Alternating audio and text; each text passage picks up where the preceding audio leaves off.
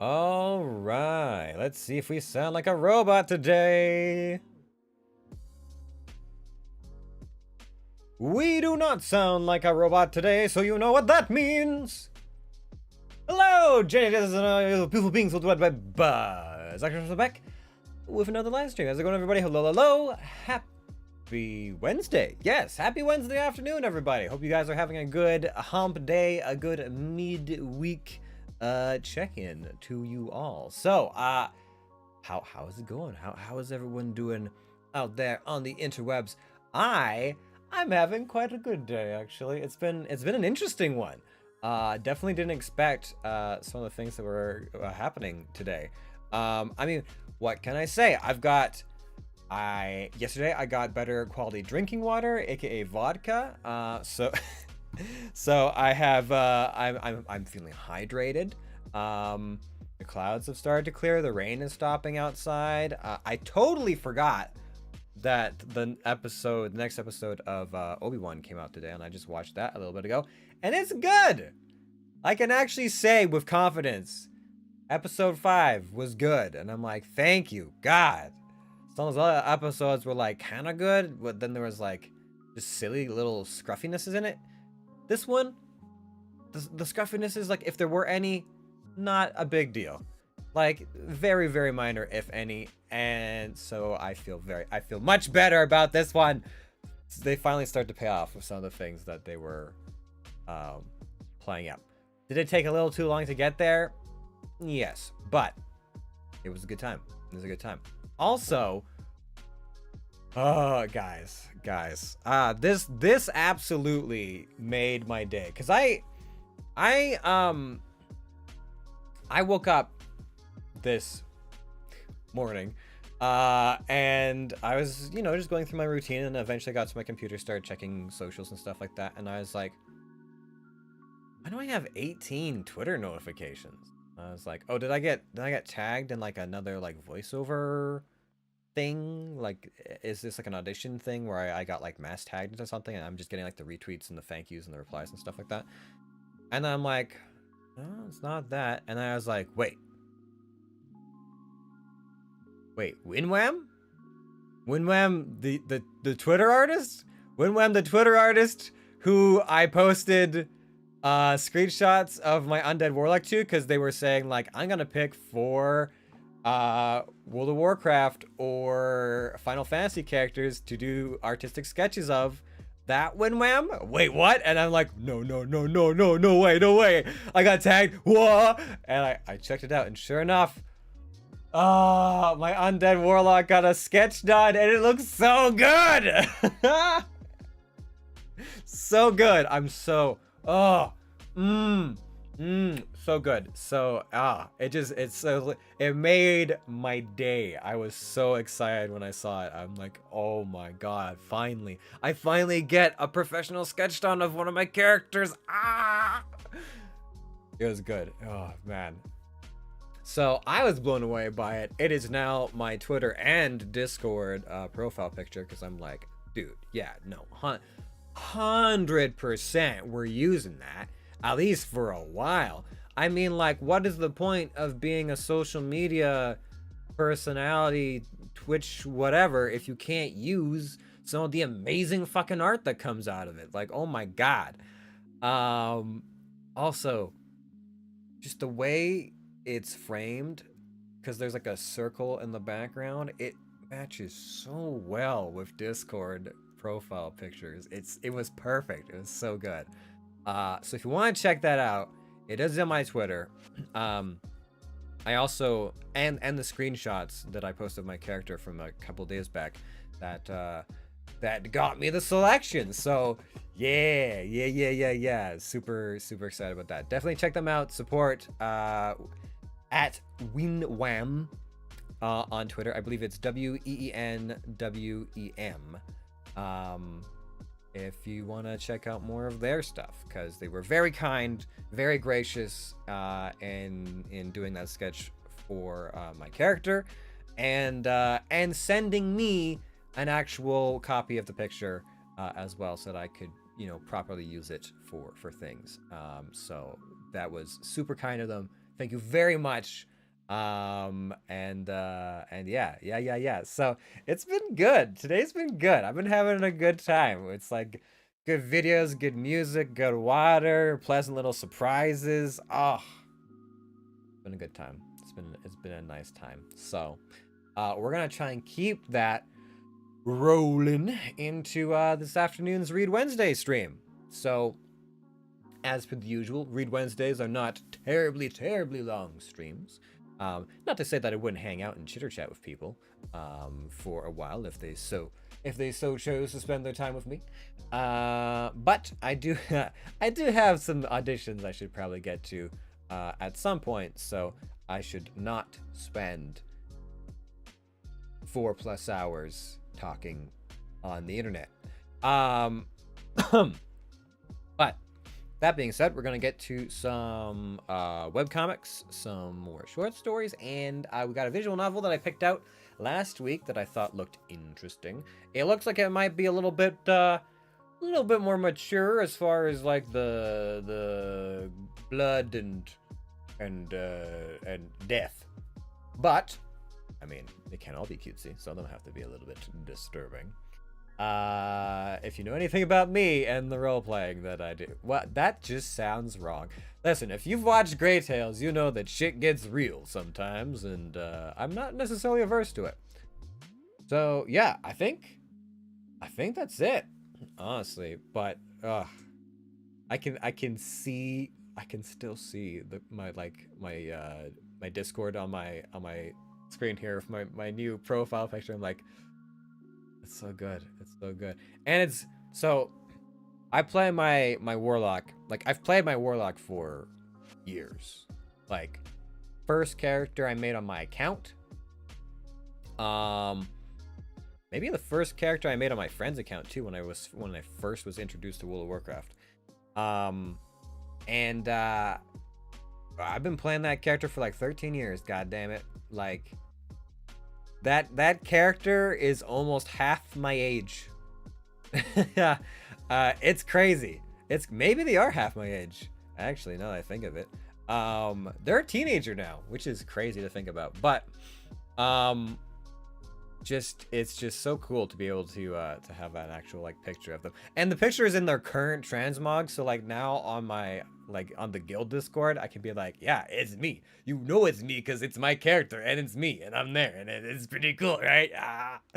Okay, sorry. I will stop nerding out over the amazing artwork. It's so good. Okay. Breathe. It's fine. It's fine. Anyways, we're gonna get to some stuff, to some fun times. So we're gonna start out with a short story. We kind of skipped that last time because we had a pretty short stream. I can't remember exactly why that was. I think it was just we were having a weird kind of day, and I can't remember if we were pressed for time, but not as pressed for time this Wednesday. So we're going to try and get into some stuff. Now, was it this one? Yes, it was. Okay, so we go here, and then we go... where are you? Aha, found you.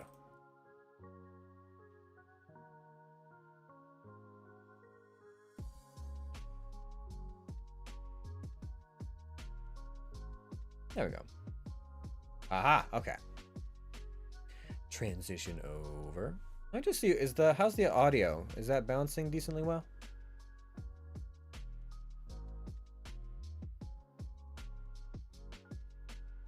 It's fine. It's kind of in there.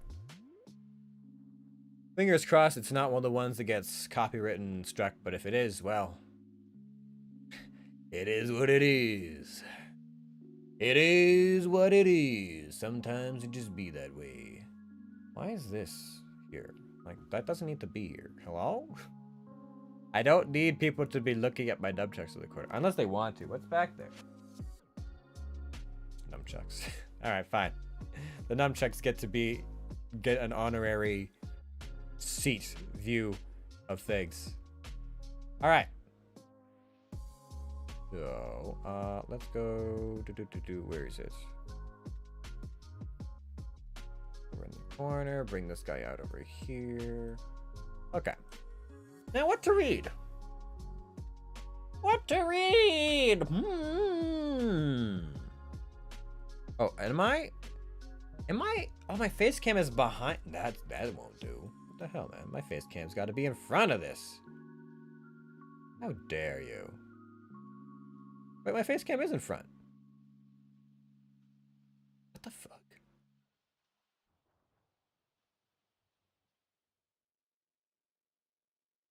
So why does it... What?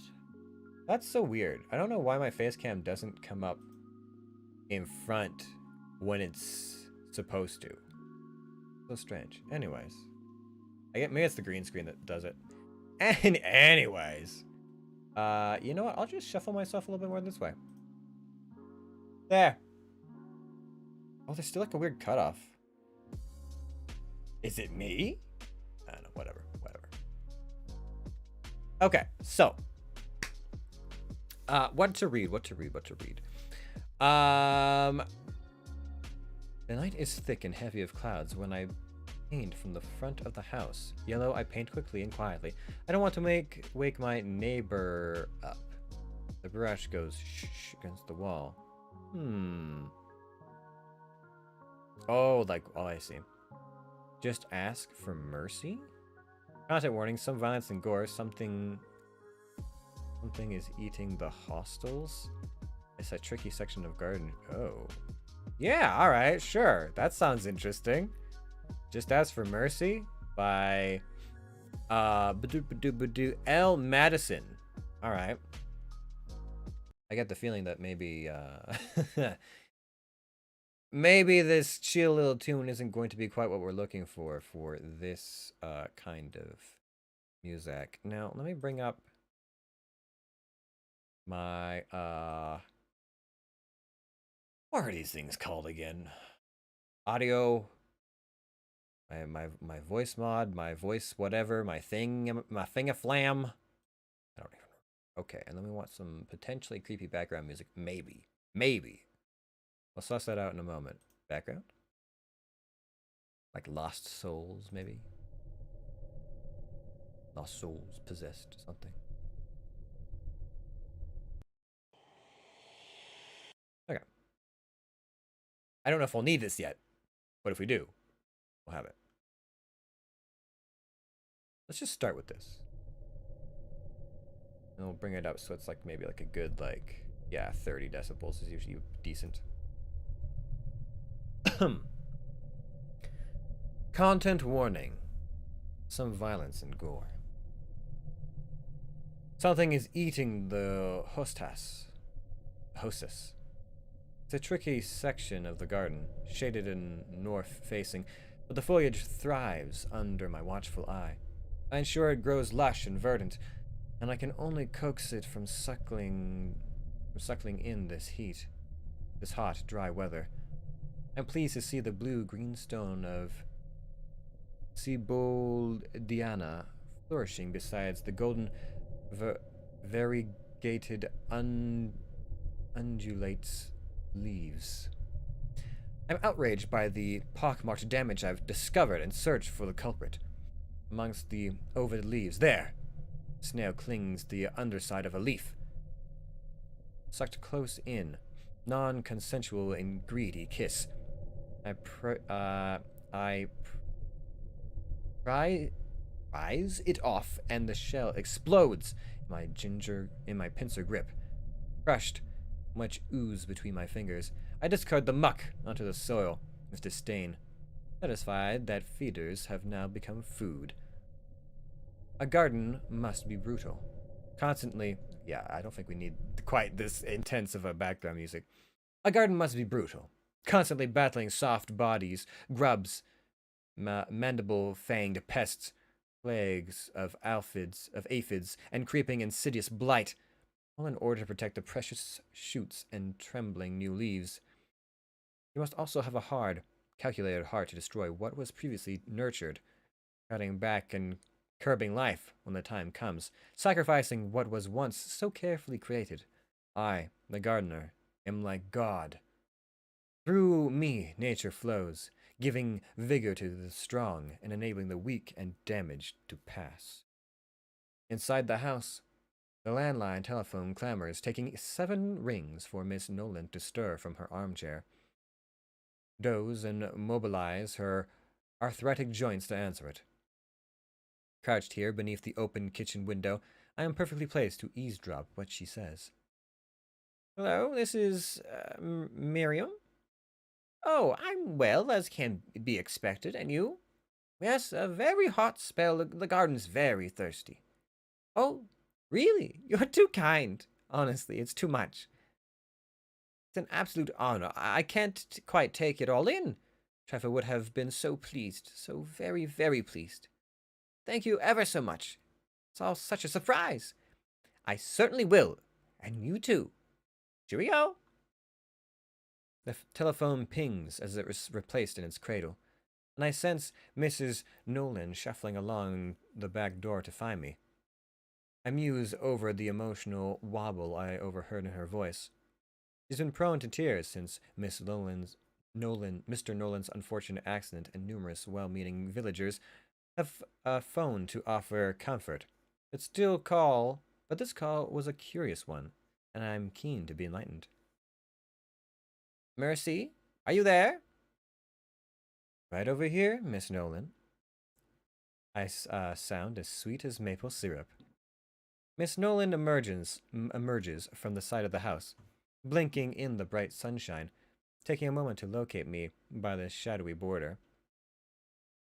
I've had the most remarkable news, Mercy. The village committee has nominated me for the Best Blooming Garden Award. How kind of them. I'm sure it's Trevor's dahlias that persuade the judges. He took such meticulous care of them. Trevor deserves the nomination, not me. He'd have been so proud. But it's too late. Both Miss Nolan and I glanced involuntarily to the place on the lawn where Mr. Nolan was found. I am pleasantly surprised to notice how prolifically the daisies are growing. They're clearly thriving from the minerals in Mr. Nolan's blood. Blood makes the daisies grow. Here we go. Mrs. Nolan's eyes are welling up and her chin is wobbling. I stand knitting my brow together with a show of concern and gently usher her back indoors to put the kettle on. Then, when I'm there, that's when I know there's no hope left for Mrs. Nolan. A well-meaning nomination, probably from sympathy votes, has exacerbated her misery and reduced her to convulsive weeping. Proving any pleasure in life is now well beyond her grasp. What particularly irks me is that the dahlias were mostly attended to by myself, at least ever since Mr. Nolan's stroke last year, and I've exclusively cared for them since his recent demise. The dahlias, the roses, thus Lucy vulgar petunias that Mrs. Nolan chose, and I obediently bedded in. The nomination is all thanks to me. The world was no place for the old and feeble in this very garden, right under our noses. Nature uses all manner of macabre means to ensure order is kept. Pincers, stingers, poison, parasites that eat their hosts slowly from within. Although violent, these acts are essentially a great kindness, a kindness Miss Nolan never deserves. I ponder my options. Whilst some impulsivity was involved with Mr. Nolan, this time I'll carefully consider my plan. Not to say last time wasn't efficient and effective. I'd taken great care that afternoon to prune the privet hedge to perfection. I was cleaning away, cutting clothes as the sap can sting, whilst Mr. Nolan limped up and down, pedantically questioning some cross-branch irregularities he perceived in the shrubs. I pitied him. Unable as he was to appreciate my work, and no longer able to manage the shears himself with one useless arm, it was the least I could do to relieve him of his agitation once and for all. Stepping close, I plunged the points of the shears into his freshly cotton shirted ponche, which gave little more resistance than a fish belly, and slid the blade upwards under his ribs. It was unremarkably easy. This single moment of pain was all it took to free him from his frustrated, failing body. A poppy, crimson-stained blossom under his spread fingers, as he clutched his gut in a futile attempt to hold back the seeping blood. Before my eyes, his pallid face became slack-jawed and disbelieved. He gurgled and sputtered, eyes bulging pleadingly. But there was nothing left to be said. As he staggered, I gently grasped him by the shoulders and guided him down to the ground, face first, so the blade tips emerged through his back, like fresh new shoots. It looked every bit the tragic accident, the clumsy fall of a foolish man carrying tools he couldn't handle, when he should have left the work for the gardener. I removed the remaining cuttings under the pretense I'd left much earlier, and left him for Mrs. Nolan to find after she returned from the parish cake sale. Perhaps a similarly violent end for Mrs. Nolan would be fitting. I'm briefly excited by the thought of her pale wrists cut to scarlet ribbons by Sacatrius, driven to suicide by grief, of course. I suspect the bleeding out could take some time, and given the neighbors' windows will be wide open in the summer heat, enabling them to hear her screams, maybe this is an unwise option. A fall on the patio. I think Miss Nolan's head has the snail shell. I think of Mrs. Nolan's head as a snail shell crushed between my fingers. I wonder if one blow would be enough. Multiple blows would be inconsistent with a fall, raising suspicion. That could compromise the innocent image I've associated with throughout the village. I'm reluctant to take such risks. My eyes narrow thoughtfully. I scan the tapestry of summer pillated foliage in the garden borders. Mrs. Nolan's made a Victoria sponge. She tells me it's to celebrate the best blooming garden nomination, but I can see her tired old heart's not in it. Nevertheless, we're both playing along with her pointless charade while it lasts. Do you have a slice before you go? She urges me. I'll wrap up an extra slice for you to take home. We're sat at her little kitchen table. I've taken Mr. Nolan's chair, as I'm curious to see her reaction, but she doesn't comment. She adored my company since he's been gone, evidenced by her lonely, pitiful existence. My heart swells to think that soon I'll have released her from her misery. Won't you have any tea, Mercy? He looks quizzically over the top of her cup at my untouched one. I'm enjoying the delicious cake, Miss Nolan. I'm certainly glowing with anticipation. Not a sickly slice on my plate, but to see beads of sweat break out on her forehead. Miss Nolan raises a hand, her heart probably feeling some palpitation. Mercy, you've been a rock over these last few weeks. I don't know how I would have coped without you, she tells me earnestly. A curious sensation passes through me. A flicker of guilt, possibly, even doubt. After all, is it not too late? I've pushed the convenient emotions away. Remembering my role as a gardener requires ruthless management of the weak and sickly, and I wait. It's all happening so fast now. Panic creeps into Mrs. Nolan's face as her heart begins to gallop like a wild horse. She gasps, reaching out a hand towards me, but knocks my plate of cake onto the floor. Both smash into pieces on the tile. Digitalis perurea, a cottage garden favorite, commonly known as foxglove. It is an excellent culinary, adding height and structure to summer borders. It's also highly toxic. The foxgloves I propagated have been glorious this year, in my opinion, outshining the dahlias by far. From the unripe green seeds, I've ground a paste and steeped it in the tea that Miss Nolan's poured from the pot. Her cup, her cup stands empty on the table, white and fluted like the trumpet of a foxglove flower. I watch closely, and I am certain Miss Nolan experiences minimal pain, as her heart races, outruns itself. As her heart outruns itself, my face disappearing from her view as her vision blurs and darkens. At her age, no one will suspect a thing.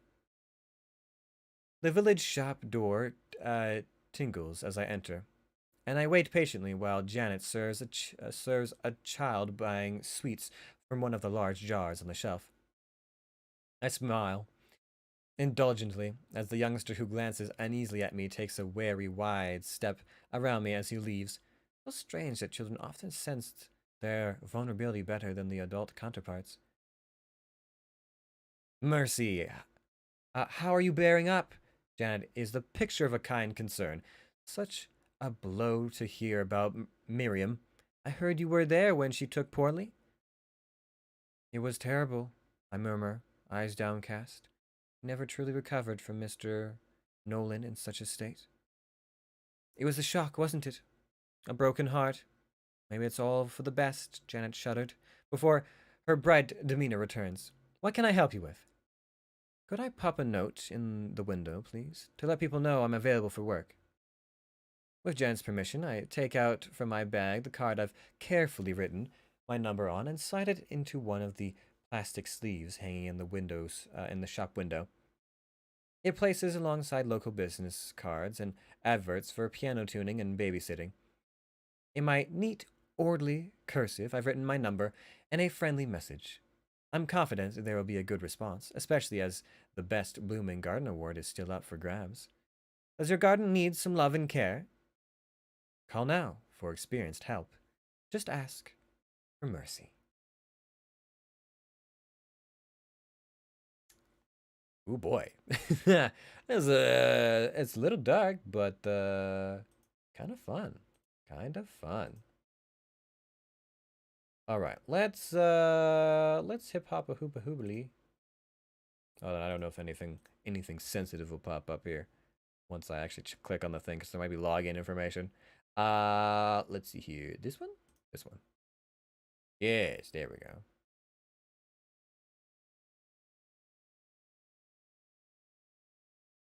Not bad. Not bad at all.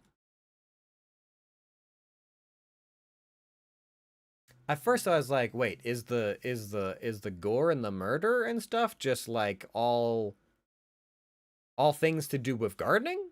Is that what it's about? Like that's where my brain was at first. I'm like, is this just like the weird way they're describing like the, nature and the ways of the gardener and crushing snails and parasites and stuff like that? And like, oh no. No, she murdered that man. Man, she really murdered that man. Quite heavily, in fact. What's that? Chapter 19. All the way to chapter 19. Look at us go.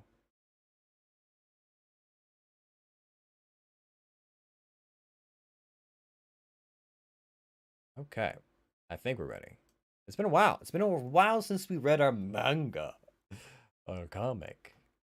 I'm looking forward to this. All right, back to y'all.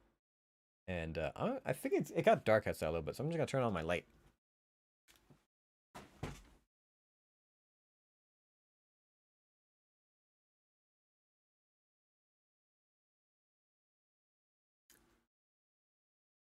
Okay.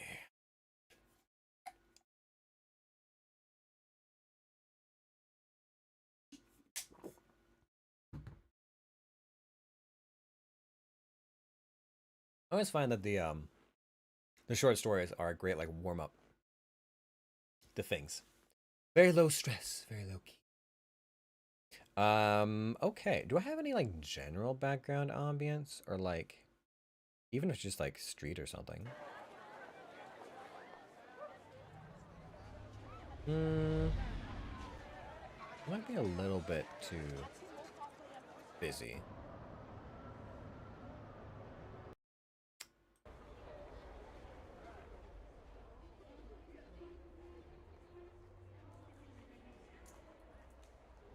Maybe. Let's do just a street. Normal street. Put that up to like this much, I think, because yeah, it's only like a 40. Okay.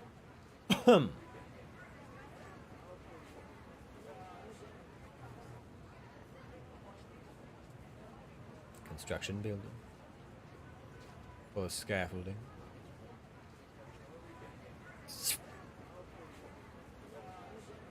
Clipping noises. Shing. Pickaxes.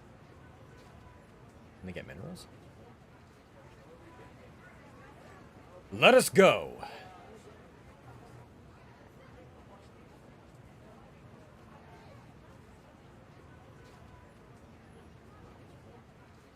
Is it because Gyun isn't good lately? Is it because Gyogi isn't good lately? It seems like the construction was postponed recently. The boss ran away overseas with 9 trillion won just 2 weeks ago. The workers and funders are having a hard time. 9 trillion? I don't know how much that is. That sounds like a lot. Why are you telling me that? Isn't that bag heavy? Will you be fine? Yes, I can carry it. Thanks to the strength stat, this is nothing. Swole. You need to be so formal. Are you normally this quiet?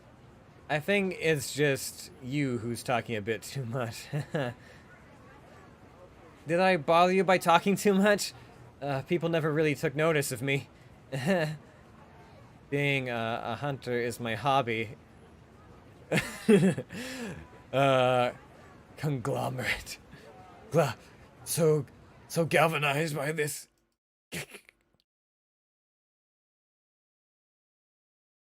We're here.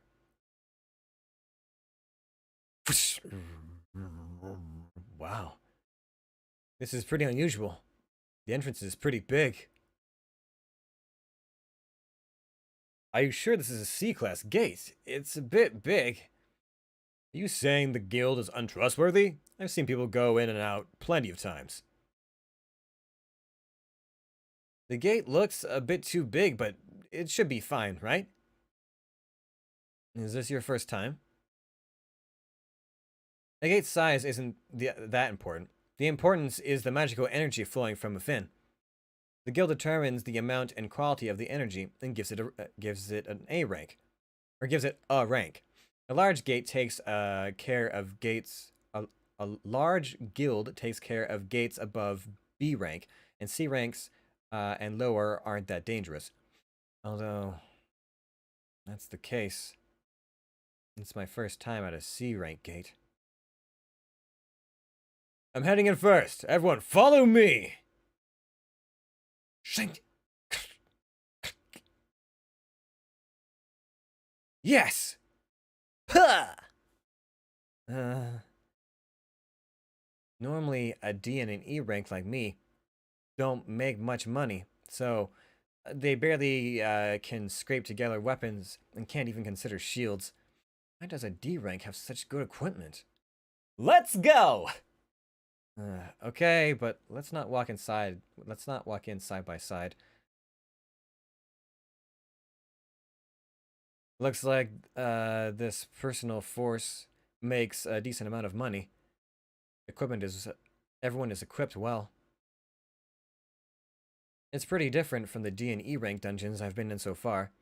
Mr. Sung Shin Yul is C rank, but he's a magician, so... Aw? Are you talking about the one who's snickering? Like, who is that? What is this footnote? It's too dark. Gyuan, Create some light. Okay.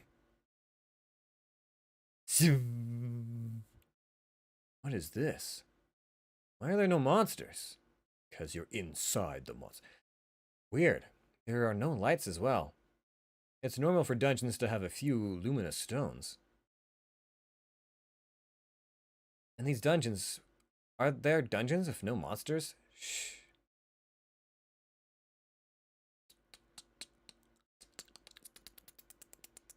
Or some kind of noise. I don't actually know what that reads. If there are no lights, it means the monster is like darkness. It's not that there are none, it's that they haven't appeared yet. Normally it's hard for monsters to live in dark dungeons, but if they're intelligent, it means it's possible that the monsters don't depend on sight and move in packs, live in darkness, and charge towards lights? A sound. It's insect type monsters! Ah, I knew it! An insect type? Could this be an ant's nest? Don't say that! This sounds close. What? Why can't I see them? There are too many tunnels. Can you see anything? Can you see anything? Above! Darn, above. Stay right next to me. They appeared. Use magic. Ground them. Get them off the ceiling. There are too many.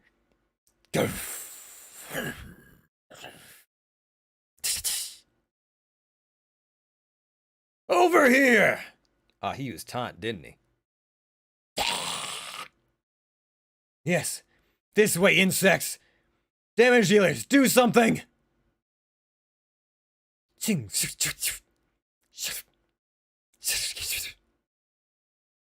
Rank Hunters. Their teamwork is good.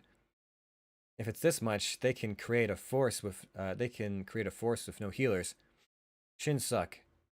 Shinsuck, 11 o'clock. They're on the right as well. Leader Dong Seok is fulfilling his duty well. And the damage dealers have good timing. They're fighting together for some time.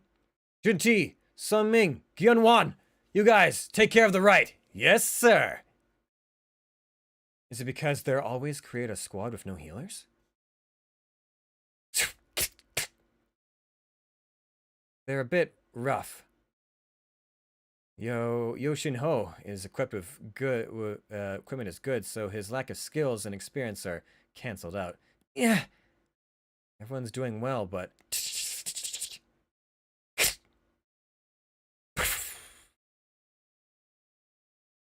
is a bit frustrating.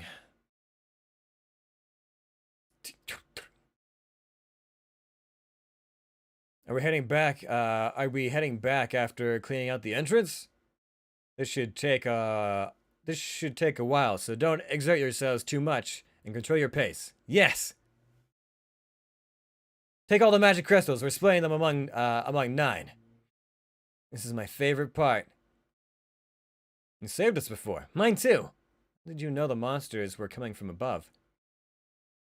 As expected, this sense stat does more than what meets the eye. I just feel it. Your senses are sharp. It's great that everyone has taken care of cleaning. Thank you. But it would be good if you didn't pay attention to the small things that much. Huh? Don't suck. Come look at this. Look at their wounds. Not a blade wound. And we didn't inflict this, I guess? Right, it's not a burn from magic either. It seems like they were bitten off. And there aren't just 1 or 2 of these. It was like this before fighting us?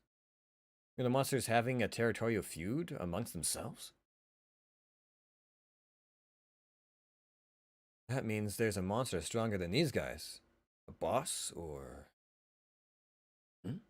This. Smells like money.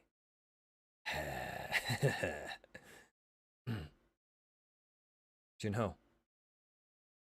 That sword and shield are expensive, right? Yes. Oh, my father took extra care after hearing what that I was going on my first raid. I'm not sure, but you should be wary. What is this?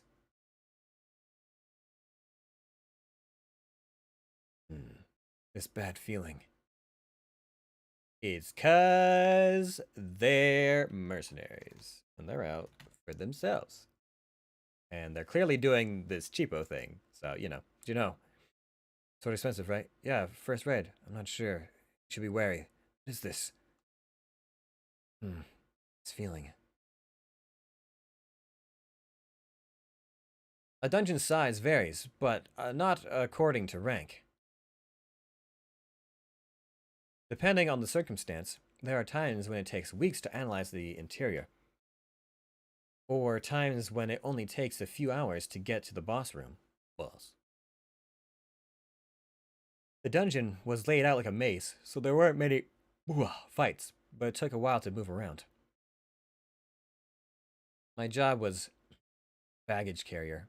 I didn't need to get involved in battles. To be able to earn money without fighting. I thought it was a decent deal. Beware of lizards. Unexpected warning. I didn't know why this warning appeared. But one thing I was sure of. Yeah. My bad premonitions were never wrong. This is a grave? Oh, now that we're in the dungeon, we can get some dungeon ambience of some kind at least, right? Is it like a tunnel ambience or something? A sewer, maybe? Yeah, there we go. A cave or something. And we'll turn that off. On this one, because it's a bit louder. I don't have to have it as high up. A little there. Right? Oh, wait, now I'm gonna bleed. Never mind. Oops. Okay.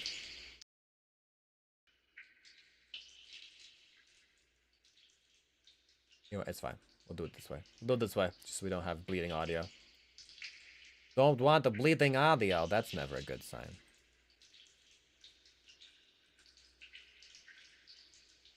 Quite a while has passed, but we still haven't found any monsters with limbs intact. There are only... Hold on, let me check. Because I don't know what it sounds like in your guys'. I just have the audio levels.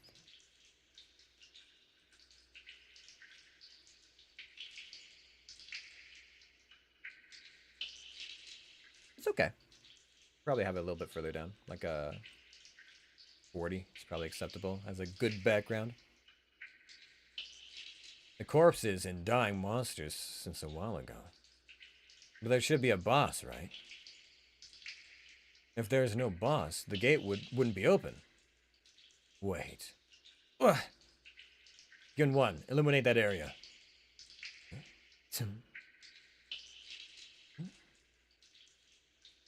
Oh my god.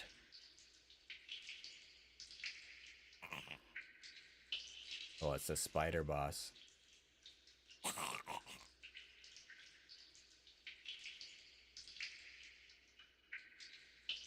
I don't think it's dripping in here. I think it's creepier than that. Where was a creepier one? Nope.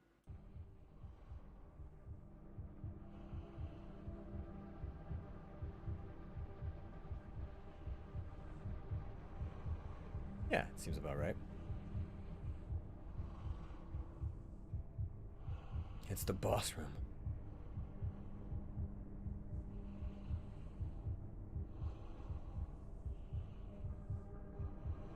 Get ready. Huh? This... Jackpot! Mana crystals! How many are there? Wow, this is amazing. It's worth less than monster drop crystals because it's low energy, but if it's in this many, I guess there should fetch a higher price than magic crystals. Just looking at them, they should fetch over 10 million won. If it's this much, I think even your younger brother would be jealous. Hey! In this situation, you shouldn't talk so lightly about his brother.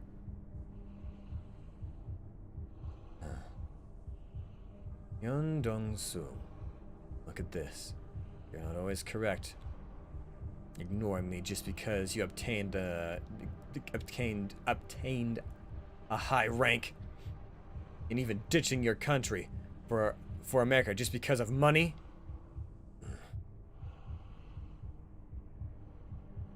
I can tell he's still being treated as a VIP in America, and he's ignoring me. Don't think of me as a brother that will grovel at his younger brother's knees. I will take advantage of this situation and increase my squad's manpower. What a haul!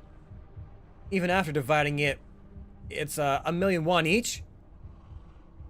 Hand me the contract you signed earlier for a second. I'd like to check these things thoroughly.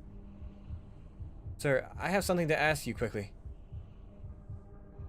Leader Huan Jong-suk, this is Jin Woo's contract. As you can see, there's nothing about dividing except for magic crystals from monsters. What's going on here? Isn't it correct to divide the mana crystals among 10, not 9? Of course we're splitting it evenly. I know that well. But there is something to take care of before that.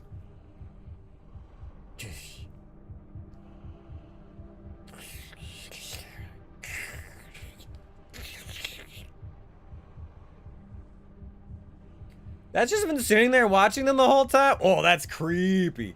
Oh, it's creepy. Oh, God. Huh? Dungeon boss. You should know all too well. But since the boss is defeated, the gate closes. Because of that, we must mine and transport the mana crystals before defeating the spider. Thankfully, it looks like it's sleeping after its stomach was filled. Oh, that's creepy as fuck. And this seems like the best chance to move the crystals. Chung Bin, have you brought the equipment? Sorry, who would expect there would be mana crystals in a C-rank dungeon? I left all of my mining gear in the car. Idiot. Didn't I tell you to make a habit of bringing it around with you? This is troublesome. I'm sorry. I apologize, but could you two guard this place? I think we'll have to go and bring our equipment. Are you telling us to stay here by ourselves in the boss room? It's fine. I don't think it's the type to attack unless you enter its territory first. It looks like it ate a lot and is sleeping right now. It should be okay for now, as long as you don't provoke it. But you said this was your first raid, and it's Jinsen Woo's first time in a C-rank dungeon as well. Trust my words. Okay? Do you think anything would happen when we are talking in loud voices like this for some time already? I have something to say to the others as well, so we'll go and have a smoke. We'll be back. 1, 2, 3, 4, 5, 6, 7, 8, 9.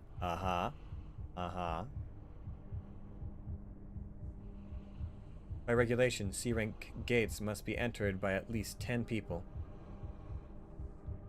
Expecting Yu Jin Woo and I, the squad members, are 8.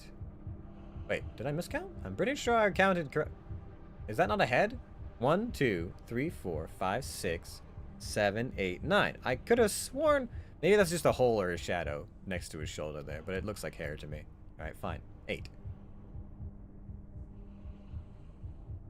You know how hard it is to bring a healing hunter to a personal attack force. We always did it this way. That means they're entered C-rank gates like that enough to tell me that they've always done it this way.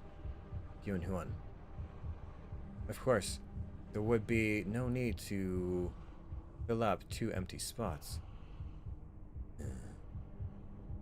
Lock the boss room entrance. Huh?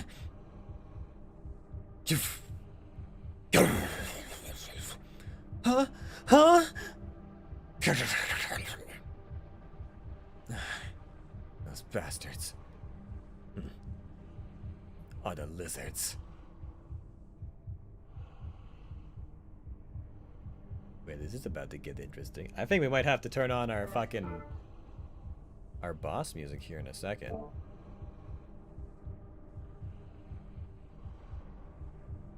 The entrance! Those bastards are the lizards. Lizards? Sometimes there are lizards, there are lizard-like bastards. It's a pretty dangerous job. Accidents inside the dungeons are common, and even if a crime occurred, it's hard to prove, so they are commonplace as well. There's no such thing as CCTV that can be viewed from outside, so it would stop the hunters. Nobody can stop them. The weaker you are, the faster you get thrown away. But if you're strong, people seek that strength. If they say you're useless, or you get in the way. Like a lizard leaving its tail to get cut away. You get cut away. That's why I'm telling you to be careful. World's weakest hunter. What do we do? The entrance! These sons of bitches tried to kill us. They're trying to kill us both just because of mana crystals? I couldn't stop them anyway. Because we were already caught in the trap that they created. If we tried something, they were ready to strike us down. I think it's better to leave together.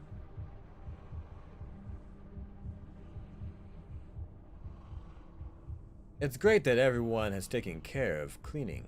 Thank you. But it would be good if you didn't pay attention to the small things that much. Huh? So that's what he meant. Did he say he was Zhou Jinhuan, the C-ranked magician with the light?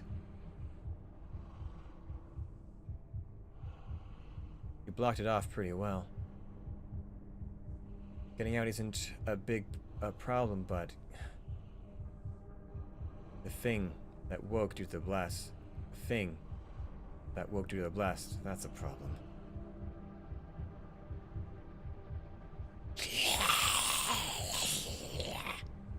C-rank boss. Since we memorized the way getting out is a piece of cake, let's go back after a rest. 1. Is there a need to do it this way? If we just killed them back there. Idiot. If we fought them there, and the spider woke up, how would we mine and move the mana crystals? For world's weakest E-rank hunter, and a D-rank hunter with absolutely no raid experience, it's impossible for them to beat a dungeon boss, no matter how hard they try. After the spider boss eats them and goes back to sleep, we can take advantage of that and mine the mana crystals. If that doesn't work, we'll have to kill the boss. But did you see Yo Jinhu's equipment? It looked like the sword and shield alone would go for millions of won. If we can bring all the mana crystals back, we can at least take his stuff. Let's find out which rich household he's from. He should at least take care of his funeral. Since the wall caused quite a stir, shouldn't the boss be quite angry right now? Yun Huan, you have the confidence to beat that monster on your own? Impossible. I don't have much confidence either. A boss is a boss. No matter how hard they try, 2 low-ranked hunters cannot make it out alive.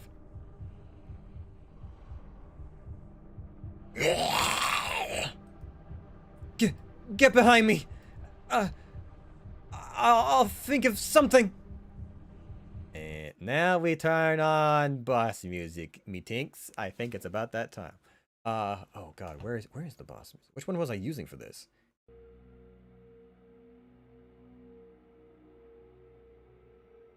Not quite.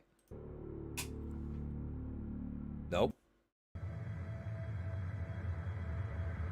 These would have been better ambience, I think. But no, we gotta go to, I think, actual music, right? Yeah. End of days. Alright, here we go.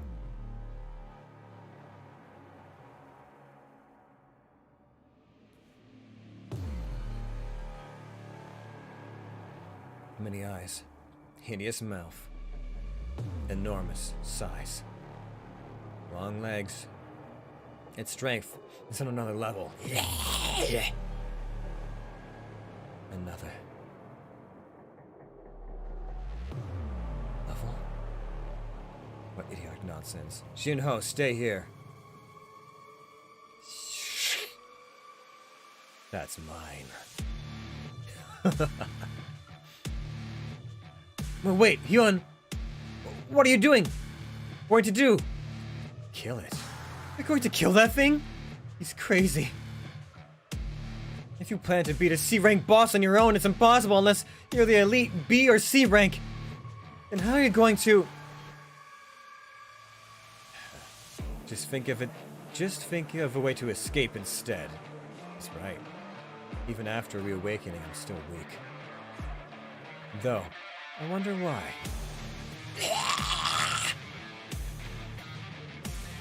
I don't feel pressured. I don't feel pressure. That's enough to bring me to my knees. That blue poison fang Rasaka I met in the instant dungeon. He was strong for a boss on the level of an E rank, possibly higher than a D rank. The Golem boss was a D rank or lower. In comparison to them, this is unbelievably strong. Probably means that I became strong enough to not become intimidated in the face of a C-rank boss.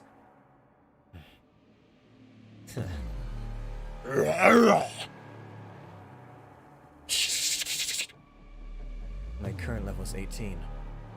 A C-rank boss is doable. Hyun!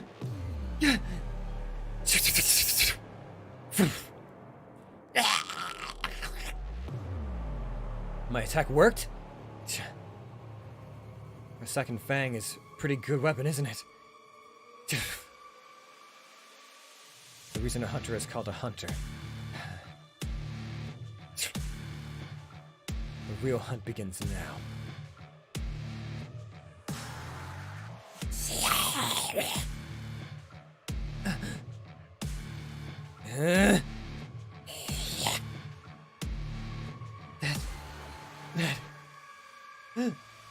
That's an E-rank hunter? Stats. Hunjin Wu, level 18. Fatigue, 5. Title, Wolf's Bane. Strength, 50. Vitality, 27. Agility, 35. Intelligence, 27. Sense, 29. Item. Rasakin's Fang. Item class C. Type, Dagger. Attack, plus 25. Dagger made from Rasakin Fang. Able to paralyze due to leftover venom. Grants bleed effect can be equipped, stored, or sold. Effect, paralyze. Attack foes, but chance to become immobile to move. Unable to move. Bleed effect. Attack foes lose 1% of their health every 1 second.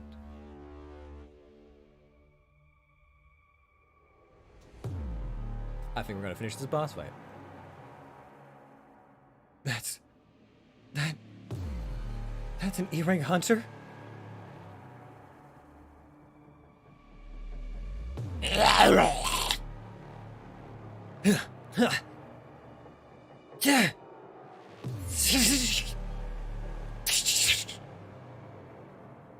Its skin's pretty thick.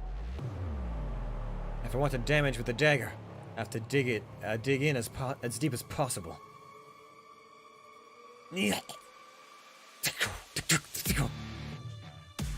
There's no blind spots. The spider has 8 legs. Can easily punch through the floor or rock. Each attack is threatening. It'll take a bit of time to get close to it.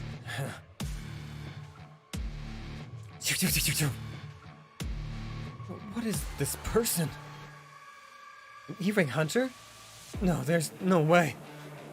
But his submitted rank in the guild was definitely E-rank. Those moves are not an E-rank. Could it be?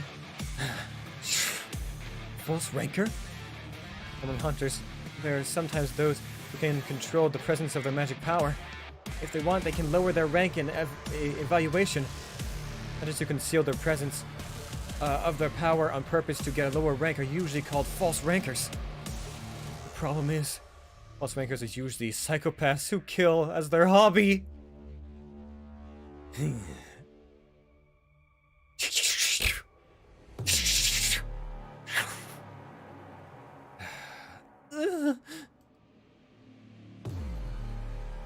Why did I say I'd come to this place? Father! How long has it been since I started fighting this boss? Around 5 minutes? No, 10 minutes? No, my stamina's slowly running out. And I didn't even deal a lot of damage to it. Fatigue, 57. The higher my fatigue, the lower my speed becomes. I can't elongate this any longer. There's only one way to win. The dagger's special ability. I'm inflicting it on this guy. The basic of raiding is to exploit weak points. The head is a natural weak point of living creatures. The weakest part of their head are their eyes. Huh?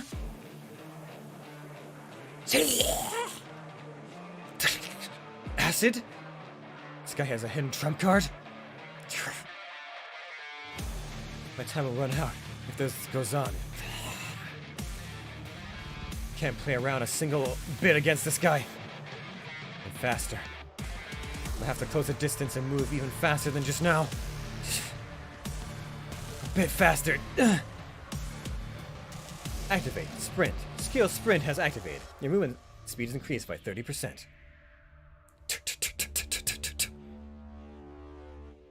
It goes a distance in an instant.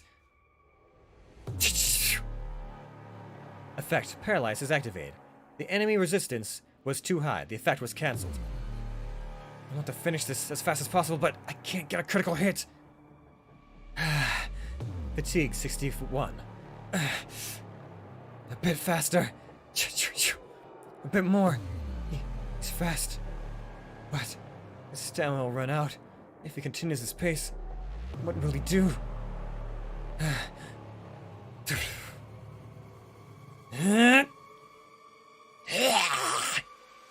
Fatigue 70.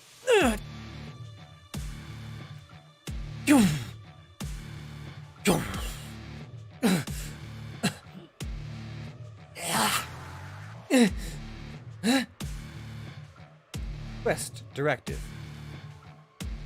Press reward. Stat recovery. Will you accept this reward? Stat recovery. Accept.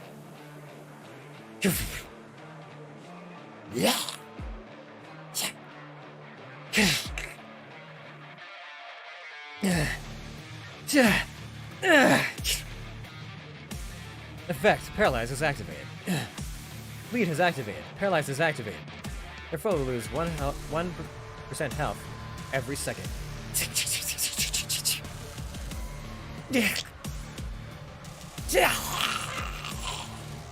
Dungeon boss has been slain. You leveled up. You leveled up. You leveled up. Thank goodness I didn't accept the daily quest reward. If I did, I don't know what would have happened. There's no way. He took down a boss by himself? This person is definitely a false ranker.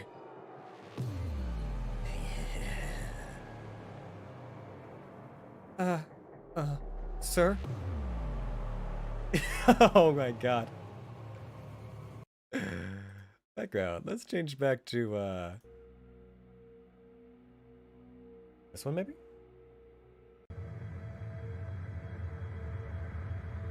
Would you care to store your magic crystals here, sir?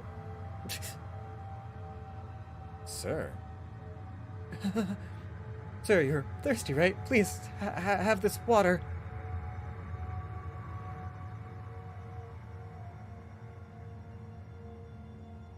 Phew, the equipment was, obviously in the back. That, what bad people.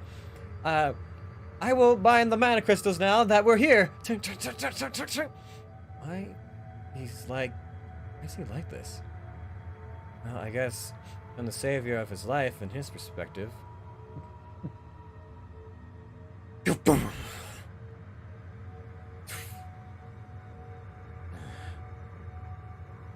Stat. Jinhin Wu, level 21. Fatigue 0.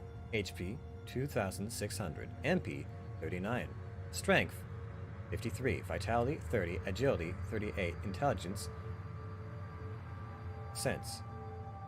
Please put some points into, like, I don't know, vitality and intelligence or something.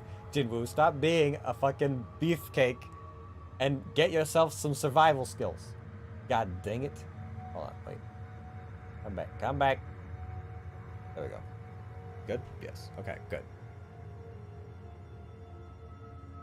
Passive, muscularity, level 1. Active, sprint. And the dagger. Well, now I've got to know what happens next. Go.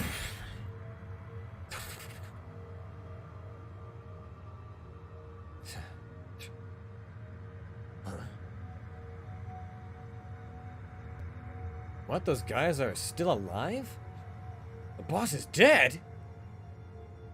What happened? Did they kill it by themselves? What was that spider boss? What? Was that spider just big and stupid? If it's that bastard's equipment, it's possible he could take down a C-rank boss. If a D-rank hunter and an E-rank beat it, that's all the evidence. Jinwoo, I underestimated you. There's no way an E-ranked hunter could be any help. He must have taken down the boss by himself. I don't know what kind of special ability his equipment has, so it might be troublesome to become his enemy.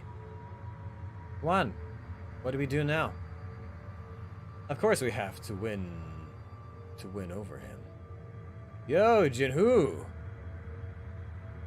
I searched you up because your equipment was flashy, and turns out to be the son of someone great.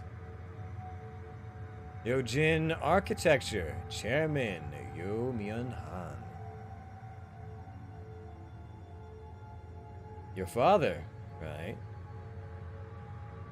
So what? I thought you were the son of some rich family, but for it to actually be true. I want to talk about something with your father. We'll give you a chance if you kill Sun Jinwoo. What? Kill Sun Jinwoo and join our group. That's the only way you'll live. Otherwise, you'll both die by our hands. Why hesitate? Nobody will know what happened inside the dungeon anyway. Are you perhaps scared of an E-ranker? Sir.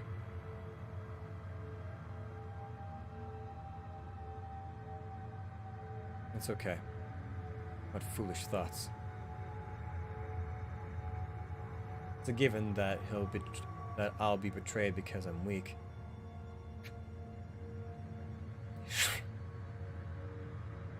What's this? You're going to take his side and fight us? Dong-suk, what should we do? Or Dong-suk, probably. It's a bit of a waste to kill the son of a rich family. I have to take care of this weak one. Well, we have to take care of the weak one first. You too. Have you ever killed a human?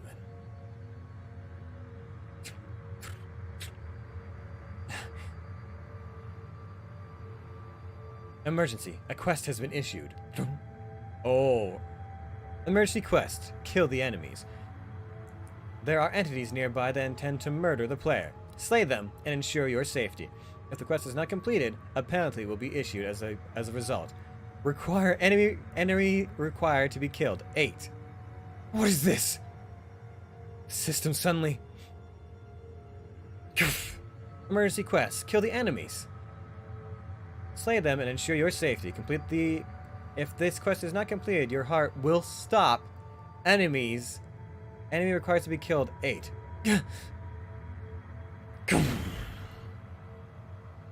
Sir! Yo, Jinho, don't worry about... Yo, Jinho, don't worry about the dead and come over here. You murderers!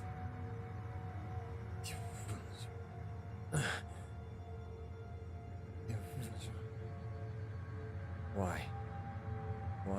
Why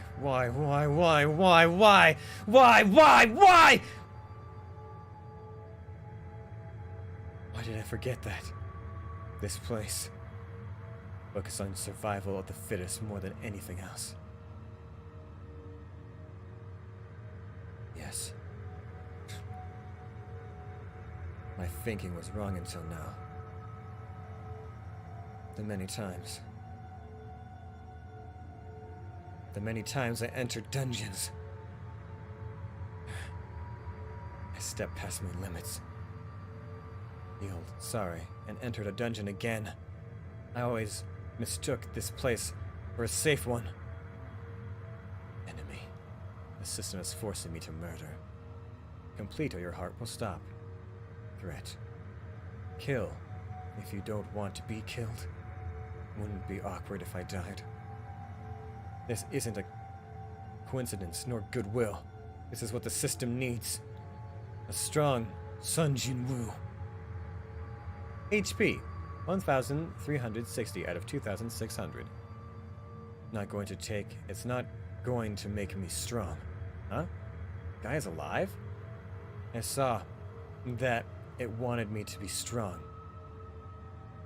It's great that it's clear. The system uses me, and I use the system. Hyunhwan, has your skill deteriorated? How embarrassing. You should be able to kill an E rank in one shot. Hyunhwan, you should have done it seriously. I guess so. I definitely put my all in that magic attack. I put a lot of magic energy, but how did he turn this away? Was my aim off? You played around with a person's life, so you're ready to face the consequences? And we're switching back to the fight music. What is this bastard saying? If you guys are hunters, I say you should be ready to become hunted. Sir, I'll take care of him. It looks like you don't understand this situation very well.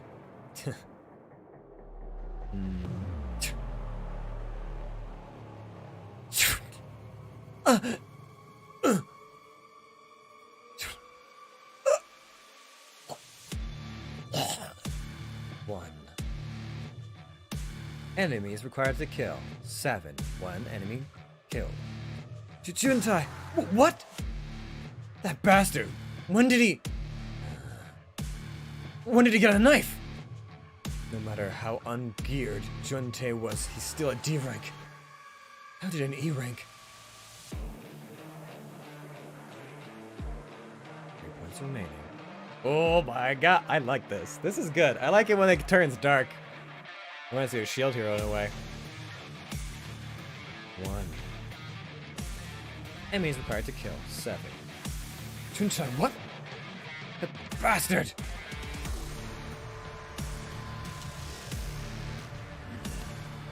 End up killing a person. A human.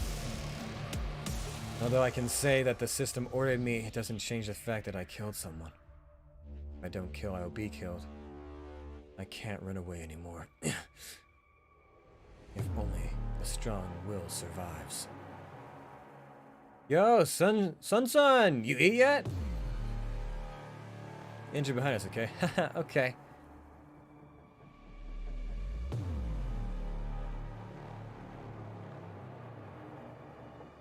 I finally joined a big guild. Give it a shot. I was a member of the church choir. Oh, right.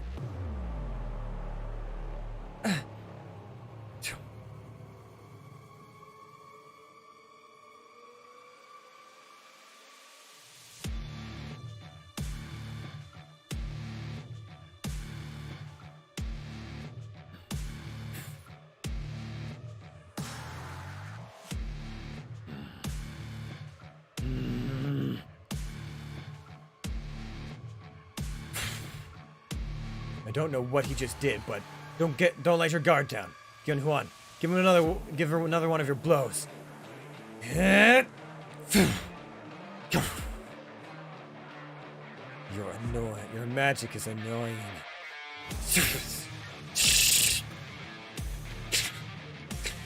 That bastard! Yeah.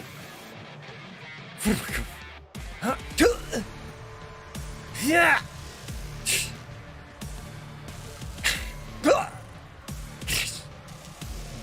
How is an E-rank moving like this? My blades aren't hitting, he's too fast! If you guys are hunting, hunters then try hunting. Hunters were made to hunt anyway. Effect. Paralyzed is activated. My body isn't moving! Magic? Is it magic? That son of a bitch! So strong. I think he's stronger than when he fought the dungeon boss. Effect bleed has activated. Effect paralyze has activated. What is this guy's identity? Paralyze activated.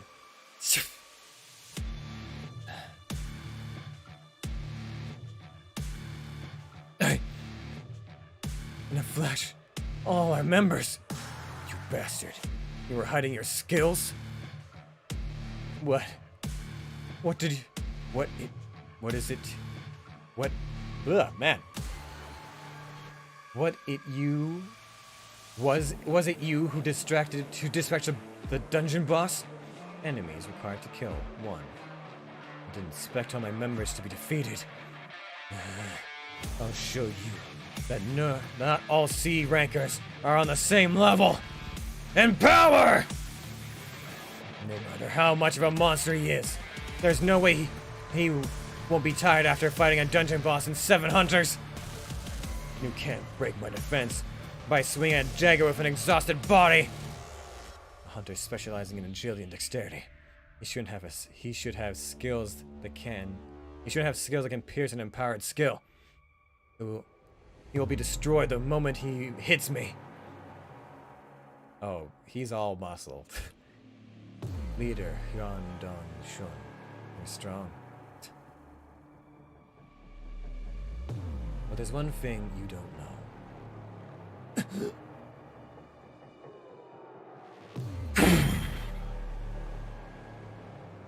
I'm always leveling up, ceaselessly. What just happened? Did he just slam me into the ground? This guy, there's no way he's an E rank. Does that mean he's a false rank? Wait, don't kill me. Spare me. I'll give you money. You can have all the mana crystals there are, and the magic crystals too. 3 times. Are you asking for forgiveness from someone you tried to kill 3 times? Stop it! You think you'll get away with this? Didn't you say that? Nobody knows what happens inside of a dungeon. You bastard! You even know who my little brother is?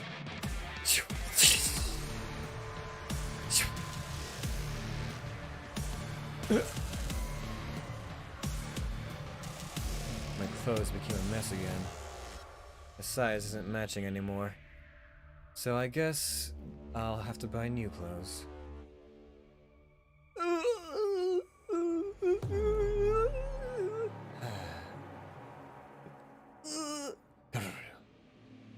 Boss is defeated. The dungeon is closing. Let's leave quickly. Oh boy. Well, yeah, that was a thing.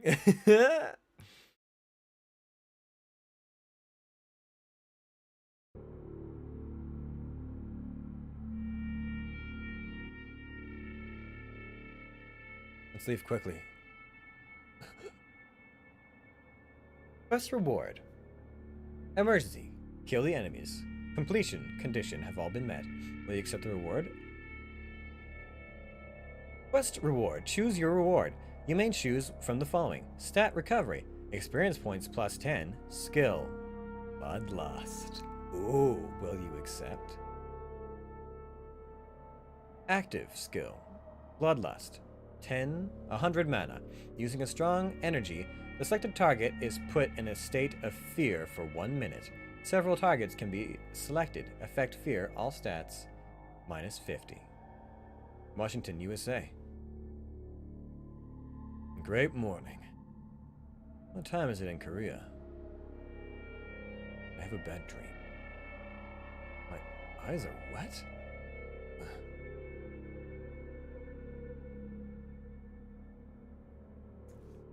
Oh man, this is good. I like this. These are great chapters. Major Yu Sin Shul.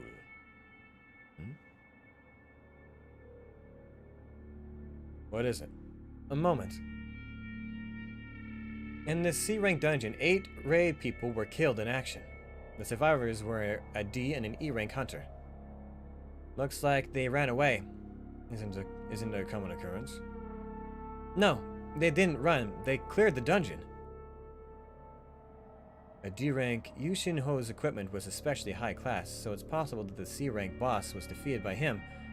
The boss, a giant arachnid, Buriora, shouldn't have been much of a threat to an organized party, so it's strange that 8 people died. Don't beat around the bush. Tell me. If there wasn't a really strange part, you wouldn't have consulted me and taken care of it yourself. Well, the other survivor was a hunter, Songjin Wu, from that dungeon incident. Songjin Wu. Seems like there are suspicious parts, but it's unnecessary to worry. The magic strength measurement device we used then was super high class, one that dropped from A-rank monsters. Awakenings aren't even that common, and there's no need to be suspicious of him again. Checking once will do. I also want to think it's a coincidence, but I can't just let this go, because one of the warriors happened to be a hunter, Yongdon Seok. Yongdon Seok? Perhaps, are you talking about the hunter Hyundon Su's older brother? In that case, I can't just ignore this.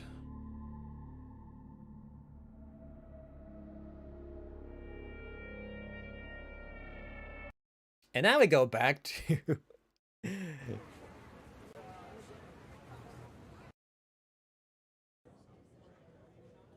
a restaurant.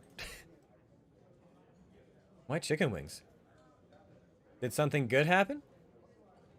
Well, I'm not sure if it's good or bad yet.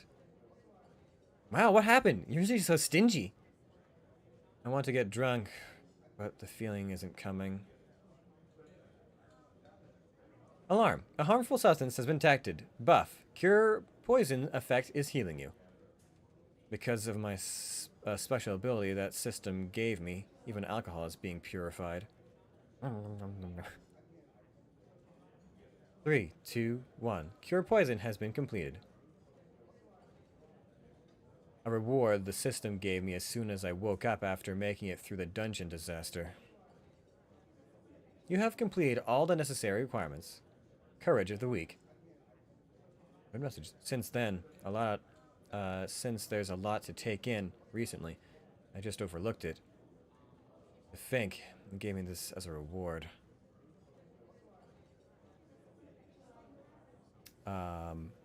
Great Spellcaster Karinsu Blessings. The Great Spellcaster Karinsu is a gifted special spell to you. Blessing ensures that you will always be strong and healthy during your lifetime. It's also thanks to the quest reward that the leg I lost last time was regenerated. Temporary effect, will to rehabilitate. Any disembodied body parts are restored. Permanent effect, longevity. All diseases, poisons, and status effects are healed, and sleeping will explosively increase regeneration ability. Explosively increase? So you like cut something off, you sleep, and it just goes poof. Wait, if I'm immune to all poisons, aren't you eating? If you don't eat, I'll eat it for you. Feel free to gain weight. It was hard to adjust to him after he started training. He was easygoing before, and it seems like his personality's changed a bit. I think he looks sharper than before, too. Is it because he's working out? Exercise can do anything. Not like something happened to... It's not like something happened to the dungeon, right? Item. Raksaka's Venom. Class A potion. The pouch contains Rasaka Purified Venom. Attainable by routine the Rasaka. Unlikely drop. Drinking it will give you hardened skin, but will weaken your strength. Effects. Steel Scale. 20% physical debuff. Weaken muscle by 35. Oh, it's a permanent effect, isn't it? If stat effects are automatically healed, won't this item debuff be removed as well? There's no reason to think. Harmful substance has been detected in your body. 321, cure effect has been completed. Item, Raksasa Venom. Effects, weaken muscle, is fading. It's just as I thought. Do you know anyone called Yojin Hu? Yojin Ho? Who? He's calling for you on the phone. Cafe Penny. Sir, over here! Ah, and the restaurant ambience comes in handy. How did you find my number? I have a few connections in the guild. Do you want a cup of coffee? I'm fine. I didn't expect to meet you again. You're my savior. Well, you shared all the magic crystals with me, so I earned some money. It's a total of 1,008,001 minus tax.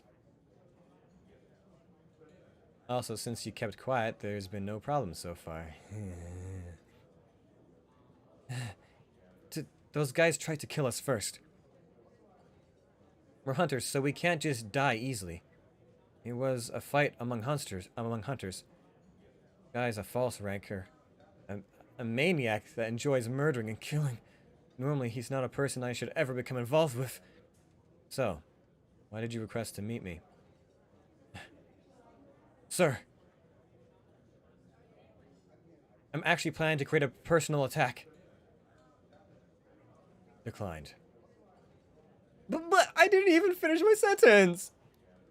I don't need to hear it. Since you're creating an attack force, you want me to enter. Sir! I was wondering what it was, but I have no intention to play around with a rich kid. I'm going if there's nothing else. Just 20 times! No, please. Go with me just 19 times. Where? Dungeons? Yes, I'll give you your share properly. You should have based on the last incident. Hunters can not only kill monsters, but humans just as easily. Raids aren't just extreme sports. Even so, you're going to create an attack force? Are you right in the mind to say that even after seeing such a terrible scene, could be? You want to become a guild master? Yes, sir! Please, at least listen to what I have to say! As you said, I want to receive a license to become a guildmaster. It's not hard for hunters to receive a guildmaster license. The hunter must participate a raid at least 20 times. The first one I already went through last time. Now I have 19 left to attend. Of course, there's an examination, but if I didn't have a good brain, I wouldn't be able to inherit the company, so I have confidence in that. Thinking about it, you were Yojin Architect's second son. Yes. Me becoming a guildmaster is actually related to our company as well. My father wants to create a guild. Yojin Architecture is building a guild? Dungeons are dangerous, but proportional to that, they contain mountains of treasures. Magic crystals or mana crystals are just a few. Monster corpses are used as materials as well, so there's nothing useless in a dungeon. Of course, major companies get involved. So the hunters that work at the company complete the dungeon, and the company takes the rewards. They're planning on becoming self-sufficient. That's correct, sir. My father is planning to employ S-rank hunters and set him as the master. My brother will be the vice master and operate the guild under the guise of contributing. I'm correct. There's only 9 S-rank hunters within our country. If he plans on employing a hunter not registered in a guild, that only leaves hunters Ming Byung Gyu. But didn't he retire? Even if your brother is going to become a vice master, the authority difference is too big. Friction between the two probably can't be avoided. Yes, my brother is talented, but without being reawakened, he is strong. Without being reawakened, he is strong enough for the seat of the guildmaster. With a low rank and age, someone like you with a low rank and age, someone like you with no experience couldn't become involved. Are you planning to gain some experience and then consult your father? Yes, that's correct, sir. The fact that you're a false the fact that you hide your abilities will be kept a secret by me forever. If you plan to hide your abilities and raid, don't you need an attack force? Compared to raiding with a high-ranked hunters, the achievement of safety competing a raid with an E-rank hunter is much bigger. Sir is at least a B rank, or even higher than that. He may be an E-rank hunter, but he's dispatched a C-rank boss and several C-ranked hunters without a scratch. If I raid with incompetent hunters, I could lose my life, but Sir is trustworthy. He may seem cruel. He saved me once from the spider boss, and once from Hyundun Seok. What do I get out of joining? This. Hmm? Damn it, I want to keep reading. Son of a bitch. I must know. Hmm? Are you suddenly following me out to exercise? You seem to be on your high horse lately. It's not good to sit at a desk for too long anyway. Don't fall behind. Alright. Since they're not going to tell us right away what was on the contract, we will pause it here.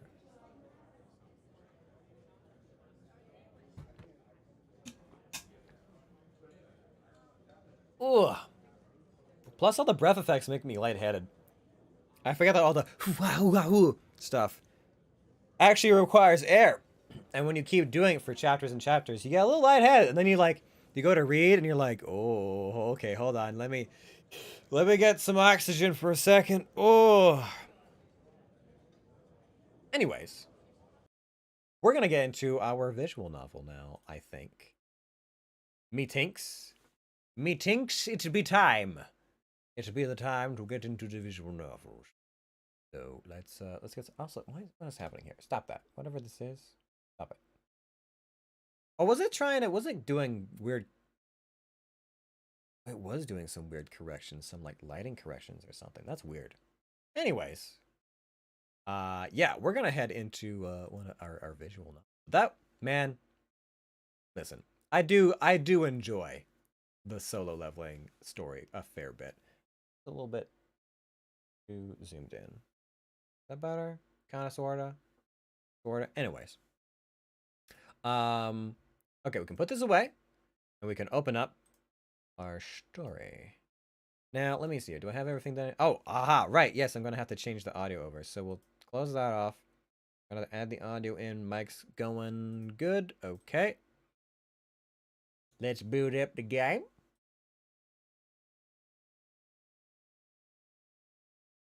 Turn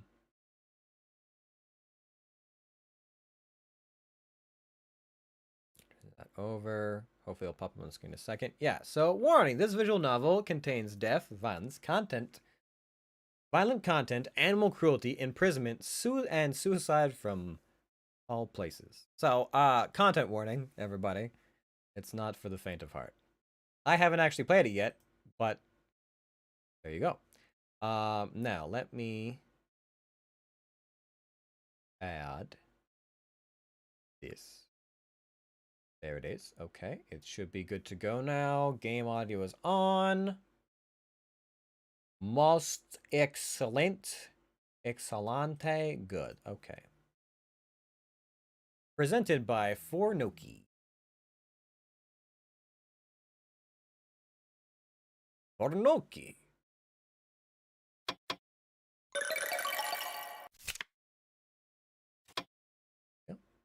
All right. Let us begin. This is Who is the Red Queen? I don't know that much about it.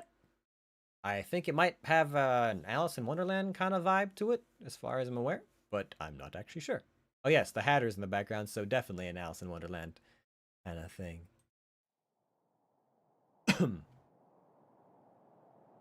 Music down the rabbit hole.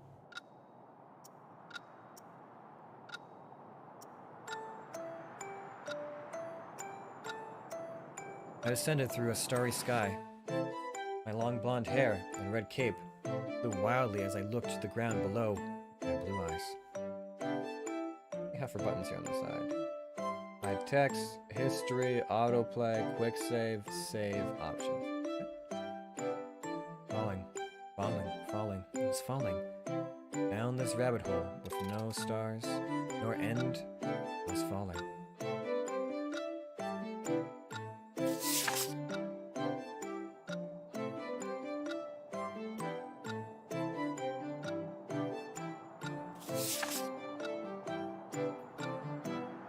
Where had I gone? Where could I go? If I were forgetting something very important, I fell down and down through a sparkling, shining darkness, too bright to be dark, too dark to be bright. Must have been chasing after someone, or something. Like a girl whose curiosity was piqued by a rabbit with a watch. I was falling, down, again and again. This endless well seemed to lead somewhere, yet nowhere at once. Either the hole extended very deep, or it descended very slow. Was I truly even going downward? Perhaps this was all a dream, a fever dream. Or in more words, a fantasy that would be soon forgotten as it was had. I held just one certainty. I was Alice. Alice was me. Now then, how long was I supposed to keep falling? The air brushed past my fingers. My cloak, ruffling upwards, bright humming breeze caressed my cheek. As if I could hear someone's voice, a pleasant voice, a woman's voice. I strain my ears for whispers in the wind. Alice, what a time for madness. Without a bit of fear or vertigo, should you not have focused on the topic more pressing? Like the darkness or the light, or how you couldn't awaken from this dream. But even now, you're just falling. What does it matter? with a thump thump, I came upon a soft grass and fall, and the fall was over. Not a bit hurt. Forced myself to my feet. Above my head, the firmament whence I fell had not a tear in its blue canvas. Down about my eyes, only familiar, unfamiliar surrounded me. I started an exploratory stroll. Soon I stumbled upon a rabbit who looked like a girl, or a girl who looked like a rabbit. Perhaps the correct answer was that she was both a girl and a rabbit. She had white hair and fluffy rabbit ears, pale skin, and purple eyes. Her hair was tied into 2 low ponytails by white ribbons. A clock pin adorned her bang. She wore gloves, an oversized blue coat with a golden accents, and red vest over a dress shirt tied with a black ribbon. She also had khaki pants tucked into boots. She looked quite scared as she stood in the forest clearing. She was even holding her hands to her chest. Not lingering much longer on the species of the rabbit before me, I called out to her. "Excuse me." Calling out to her caused her to jump. What was this place? Why was I here? How could I leave to return home? I thought of what to ask her, but she recognized me as soon as I spoke, so my questions were lost in my mouth unlast. She looked to me with troubled eyes. "Alice?" White Rabbit? "Have you seen Her Majesty? Do you know where she's gone? Where she could go?" "Her Majesty, the Red Queen. She must be taking a vacation of sorts. I only wish she could have left this little rabbit a note. I'm a bit of a panic, you see. The land can't run without its queen." Then took on a distracted look. "Please, let me know if you catch sight of her." I nodded. Who this Red Queen was, I had no clue, but a tingling deja vu put my acceptance of the request. But my acceptance of the request let the White Rabbit breathe out a sigh of relief. Just as I pressed to pose my own question, she straightened her back in surprise. "I'm afraid I have to go. I'm going to be late." The White Rabbit dashed off. I wanted to ask some questions. Never mind that. "Follow her, Alice." Although I chased after her with only a moment's pause, when I turned a corner, she was nowhere to be seen. There was only a forest path before me. I found myself in a garden, meticulously kept. There was a large white gazebo.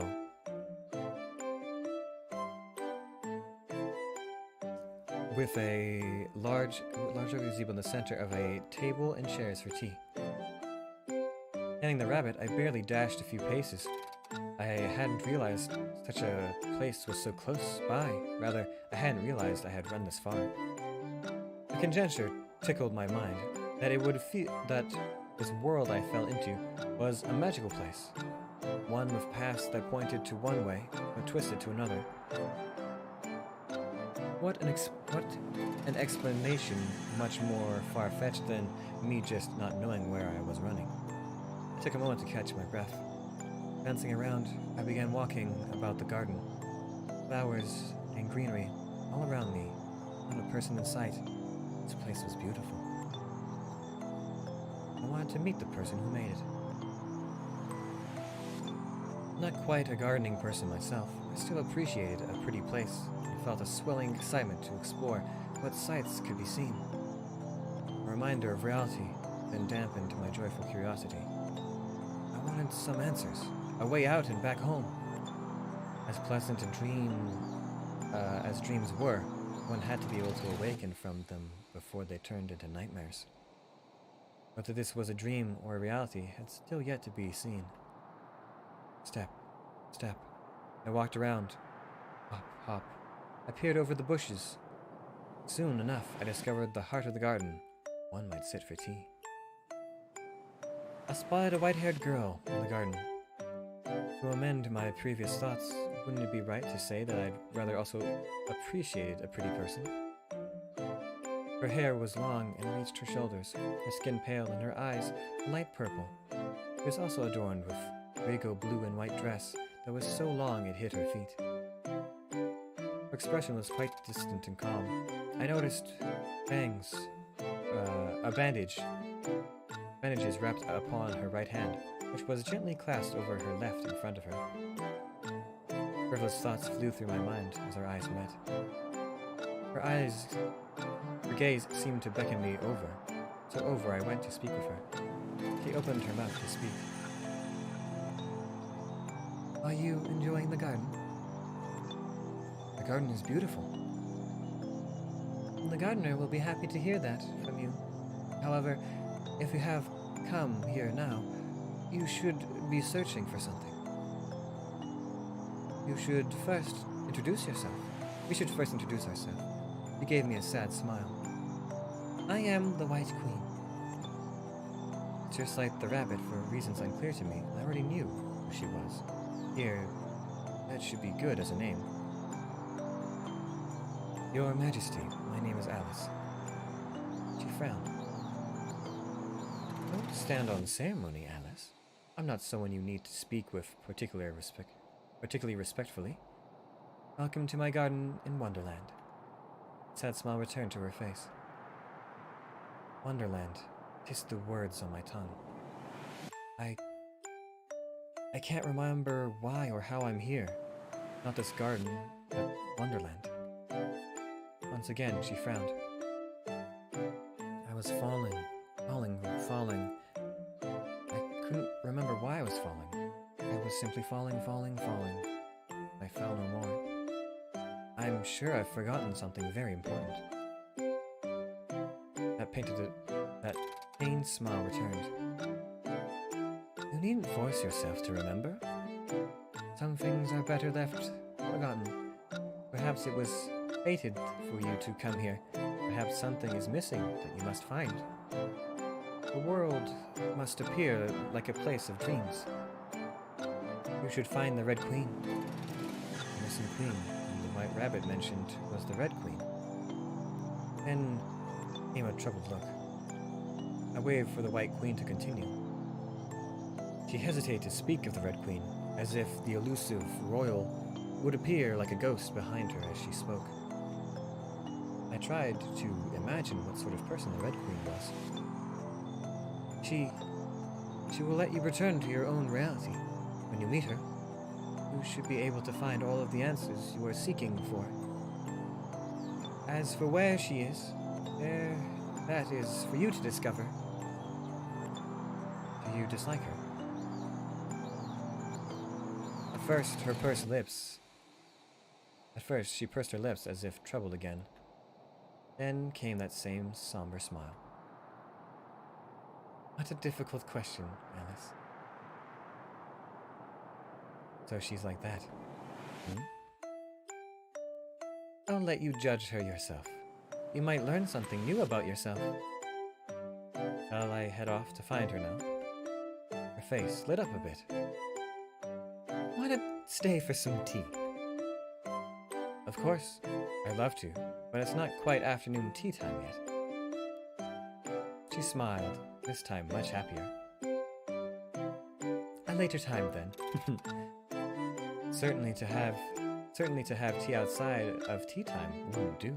The smile softened into a fond one as she lowered her lids. I won't keep you too much longer, Alice. I'm sure you will be able to find that person soon enough. Until later. Later. I waved goodbye to the White Queen and departed from her garden. Glancing back, I saw her gaze linger upon me. That poor smile of hers that turned somber again.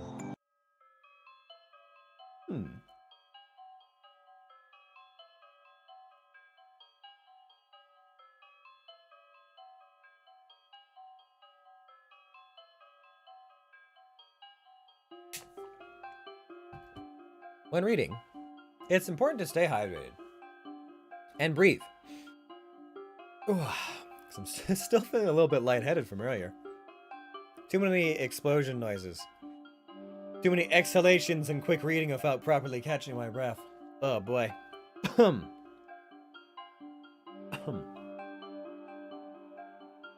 I stepped onto a twisting path in the forest.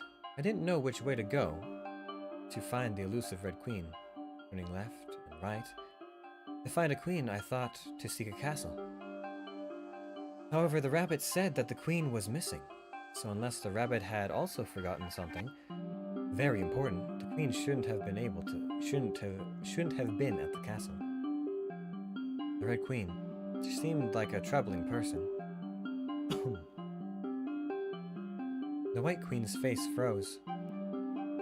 Tongue stuttered along at the topic of the Red Queen. Made me wonder, was the latter queen a tyrant or a fool? A tutor at home liked to talk about kingship of that sort. To me, either or neither were fine. After all, who were the peasantry to affect the mood of a high queen? I hummed and walked along with a skip in my step. Just as I reached a rhythm in my stride, I kicked a little something. An animal? That threw me off my beat. I slowed to applaud, my mood a note damper. Soon I heard the chitter of a girl, a few trees away. Seeing not much civilization here in the forest, I followed the voice of the girl. Although she was chatting, I heard her voice alone. I passed by a few bushes and soon enough found a tea party in the middle of nowhere. At a table set before a tree sat the girl. A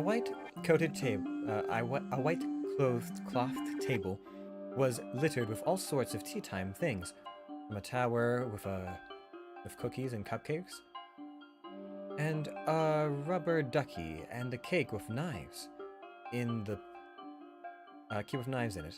Pictures of dozens of tea bags and stacks of dishes. In the center there laid a green vase with dead plucked apart red roses. Beside it, some petals sat in the water. Oh, I thought it was gonna say that the goldfish were dead. The girl had long pink hair and uneven side bangs, pale skin, first eye red and second yellow. A smile was on her features that concentrated with her eye bangs. Her outfit was just as chaotic as the table. Under her black trench coat, was a loose dress shirt tied with large purple ribbons. She also wore a checkerboard purple pants and white laced-up shoes. Her gloved hands sat two hand puppets, a white hare with a yellow straw hat and a red bow tie, and a gray dormouse with a little pink flower perched on her ear. But most glaring of all was her large black top hat.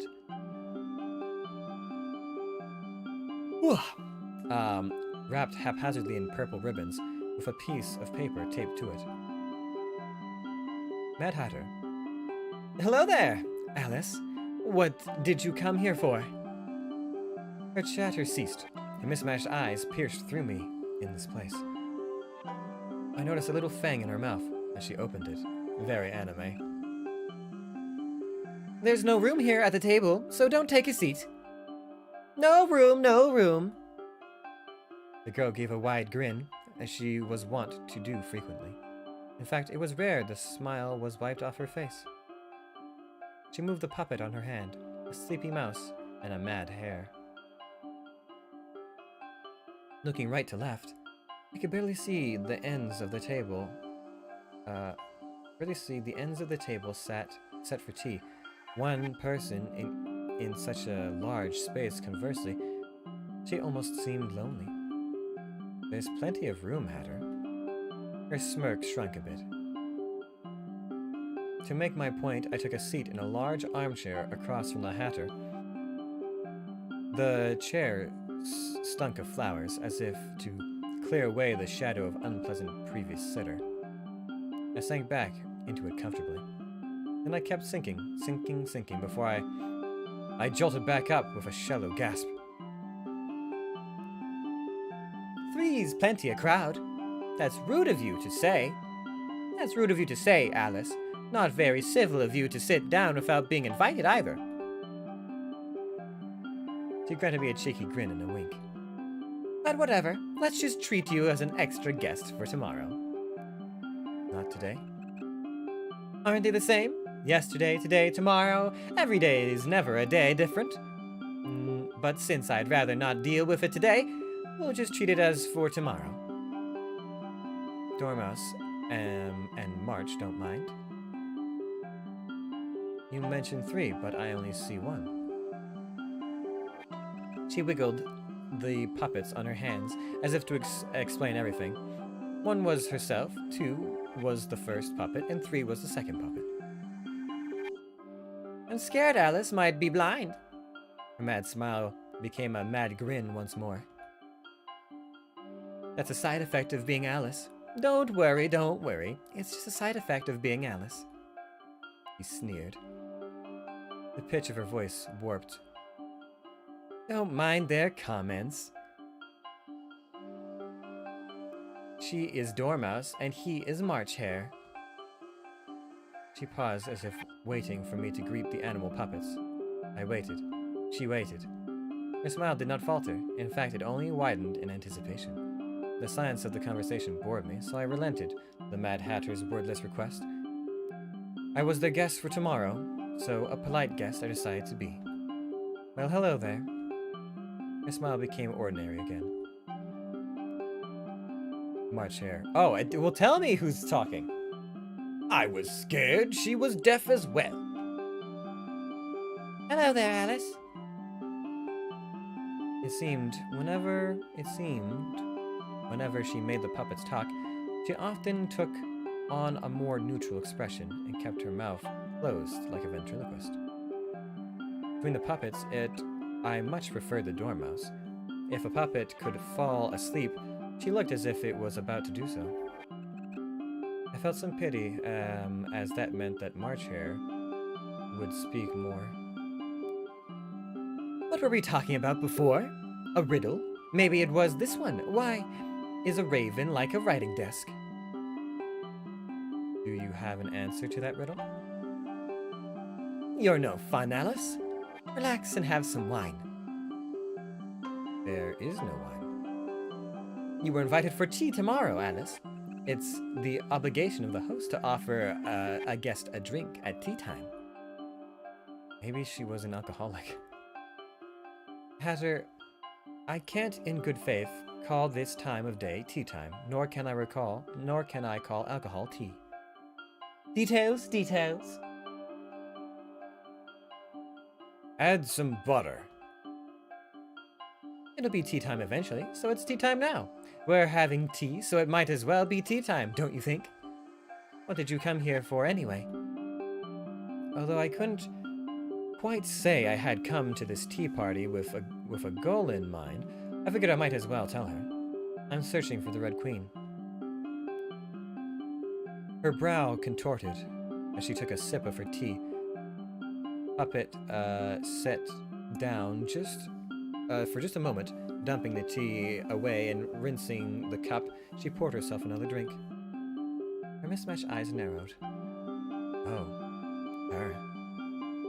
The Hatter placed her lips on the rim of her teacup and stared at me. A minute passed, all 60 seconds consisting of staring before she ducked down under the table, as if to find an item, and popped up again. Her expression was back to her neutral state.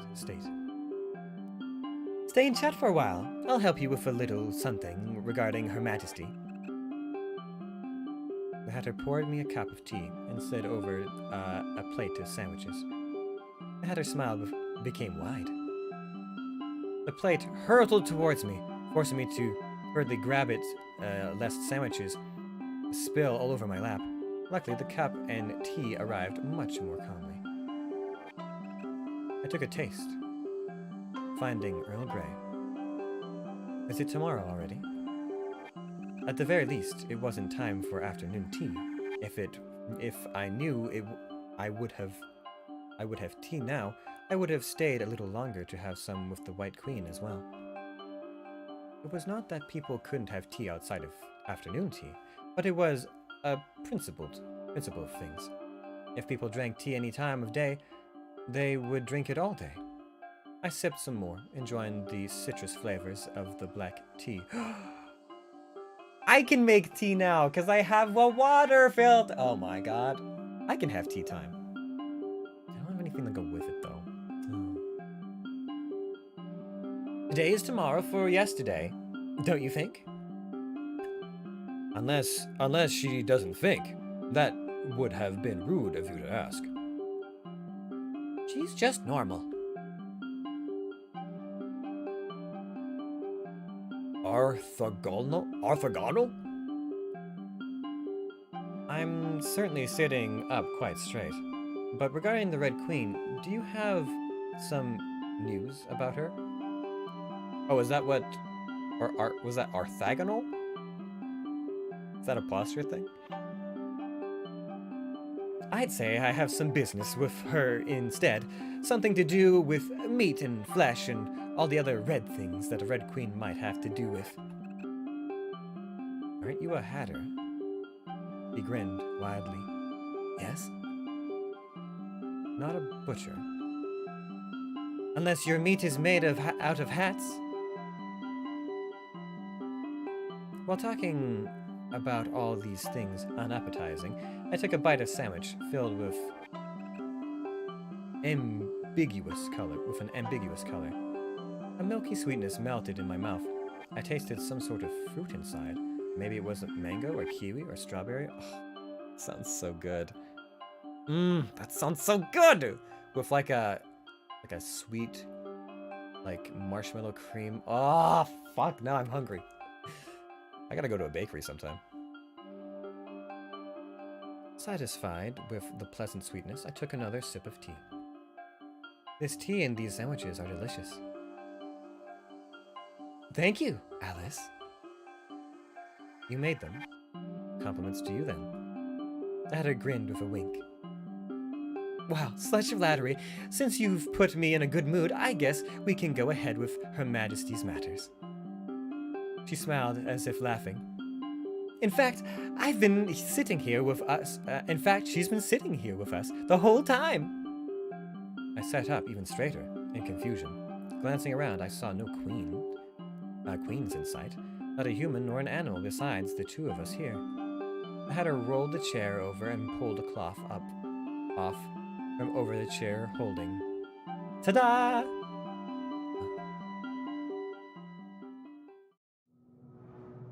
Nausea ran up my spine. Ah, here it is. This is what I was waiting for. On the chair sat a chunk of meat dressed up in tattered human clothes. Still dripping red, the flesh seemed to ripple, undulating. Was it rotting?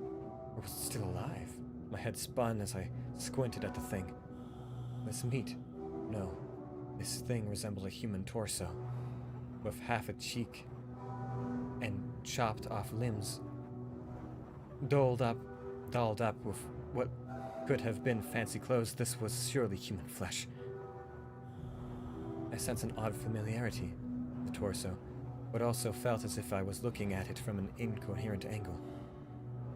It was the torso of a regal woman. It was raw human flesh. This is the Red Queen. The Hatter's eyes narrowed again, brows furrowed but still smiling. An inappropriate question flitted across my mind. Could we consider it as sitting if it didn't have legs? I supposed yes. I thought you said you weren't a butcher, Hatter. We definitely couldn't consider this a hat. Having just eaten, the strawberry taste in my mouth turned to a meaty texture, like raw pork. I could almost taste sweet and rotten. I swallowed. Her expression returned to normal. I wondered if the Hatter wanted to make me sick. The Hatter gave me a wide smile. Yes, I'm a Hatter. I closed my eyes and rubbed the bridge of my nose. Too distracted by the surprise, the feeling of my fingers almost felt like wet ground meat, even though I was sure that my digits were still attached to my palm. The image lingered uncomfortably behind my eyelids, not with a disgust, but with another inexplicable emotion, a negative one for sure. I looked at the torso again. It seemed so still. I saw exposed bone, splattered trachea. The cut must have been wholly clean, made of a blade, sharpened, not quite sharp enough, yet also dulled, not quite enough. Yes, this was the Red Queen. I knew only why I knew, but a voice in the back of my head told me that it was the Red Queen, a part of the Red Queen. I'm afraid Her Majesty can't speak right now. The Hatter tittered her tea and stirred her tea and popped a bite-sized sandwich in her mouth, munching happily. She sneered. Don't look like that, Alice. The Hatter didn't dismember Her Majesty. Yes, Hatter is innocent.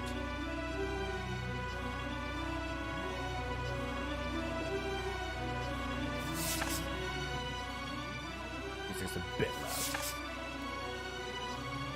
Since only the Hatter spoke in defense of herself, I wasn't particularly inclined to believe her, but whether or not she did kill the Red Queen, and the end result sat before me. What should I do now? I murmured my uncertainty at this dead end aloud. She smiled as if nothing was wrong. What do you mean? All you have to do is find all the other pieces. If you have anything you need Her Majesty for, all you need to do is put her back together. Have you forgotten, Alice? It sounded mad. So mad I wanted to laugh. This is Wonderland, after all. All I need to do was find the pieces. That was right. That was all you needed to do. It would either be terribly simple or terribly hard. I hoped that no one had fed the Red Queen to the pigs or minced her up for Patty. Regardless, all I needed was a head and the torso if I wanted to talk to her, to ask her about the secrets to return home. May I take the body with me? The Hatter narrowed her eyes. Alice, you were a civilized girl. Did you really want to lug around a piece of meat like you were some meat seller? Selling to the cannibals? The Hatter winked cheekily. No, that wouldn't be fair, don't you think? Once you find most of her parts, let's just say the limbs, I'll give you a special present and help you out again. She patted a box off the side of the table. The box was just big enough for a cat or a cake or be something like a hat. Of course, don't peek or try to find out what the present is. It wouldn't be a surprise like that, and I'll be very upset if you cheat. With that smile on her face, I couldn't see her upset. Only muddled sincerity came through her voice. The Hatter's mismatched eyes wandered, looking distracted as she did so. Now then, I've got to grab something off the stove before it burns. The Hatter got up from her seat and walked away. Here I was alone, with the Red Queen's flesh. I was missing all 4 limbs and a head, so to make her whole, I would need to find 5 parts. I hoped that my search would be easy. Oh boy. Sneak around and peek. Seeing as the Hatter was nowhere in sight, I contemplated a decision regarding the curious box on the table. I can't. It's been a while since I went down the rabbit hole, so to speak. Wink, wink, nudge, nudge. Of Alice in Wonderland. But I think, generally speaking, it was usually in the best interest that you listen to most people. And the Mad Hatter is not the villain.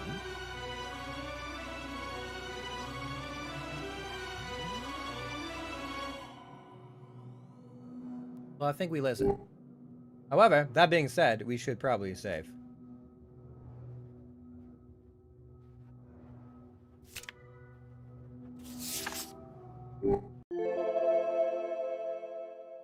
I shook my head.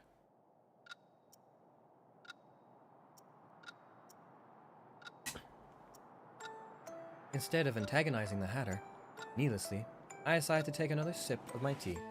I would see what was inside the box eventually. The Hatter returned soon enough. Her puppets were absent, rather.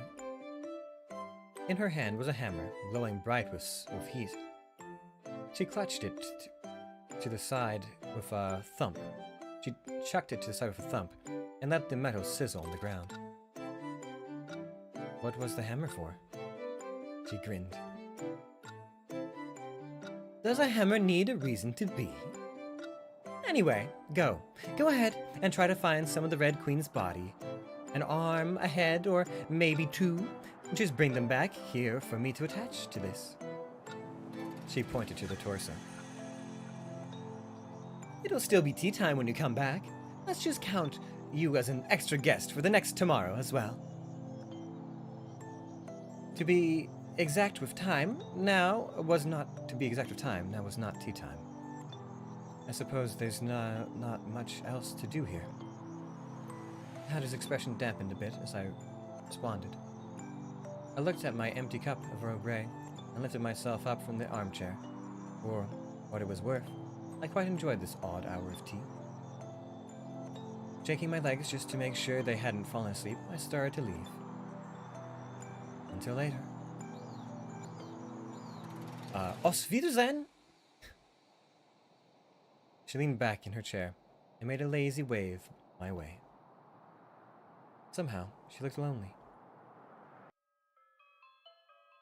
I returned to another forest path, walking forward and forward. After moving for a while, I realized that I had no idea where I was going. In simple words, I was lost. I walked around in a circle, in a few circles before looking upward. Above, I saw a cat. A cat who resembled a girl, or a girl who resembled a cat, leisurely stood on a branch of a tree. She had sharp green-yellow eyes, her pale skin, a cat-like smile. Her brown hair was tied into a ponytail with an orange ribbon. Her two cat ears on top of her head looking quite fluffy. She wore an orange cape with a green-black stripe and a fluffy white collar. With tattered short black dress underneath. Adorned around her neck was a collar with a bell. Her one visible arm had a shackle around her wrist for her clawed hands. There appeared to be something like stitches at the point where her arm and shoulder connected. Unlike the white rabbit, this cat, the Cheshire cat, I couldn't help but wonder if she was actually neither a cat nor a girl, and was just pretending to be one. I met her cat eyes, nodding in silent greeting. Her grin stretched across her face as she stared right back. Sharp teeth filled her mouth, and claws adorned her hands. She was probably a cat. Cheshire? The flame that was her tail flickered and hopped down to meet me closer. And she hopped down to meet me closer. I don't suppose you tell me which way I should go? Her eyes narrowed in amusement. I posed a silly question that I expected no answer for. After all, I was asking a cat for directions. Depends on where you want to go. To my surprise, I received a response. To find the Red Queen. Ah, the crazy one. Are you sure you'd prefer not to go with the nice one? The one I'm searching for is the Red Queen. All right, the Mad Queen. Then again, we're all mad around here. That is, except for Her Majesty the White Queen. She's too sad to be mad.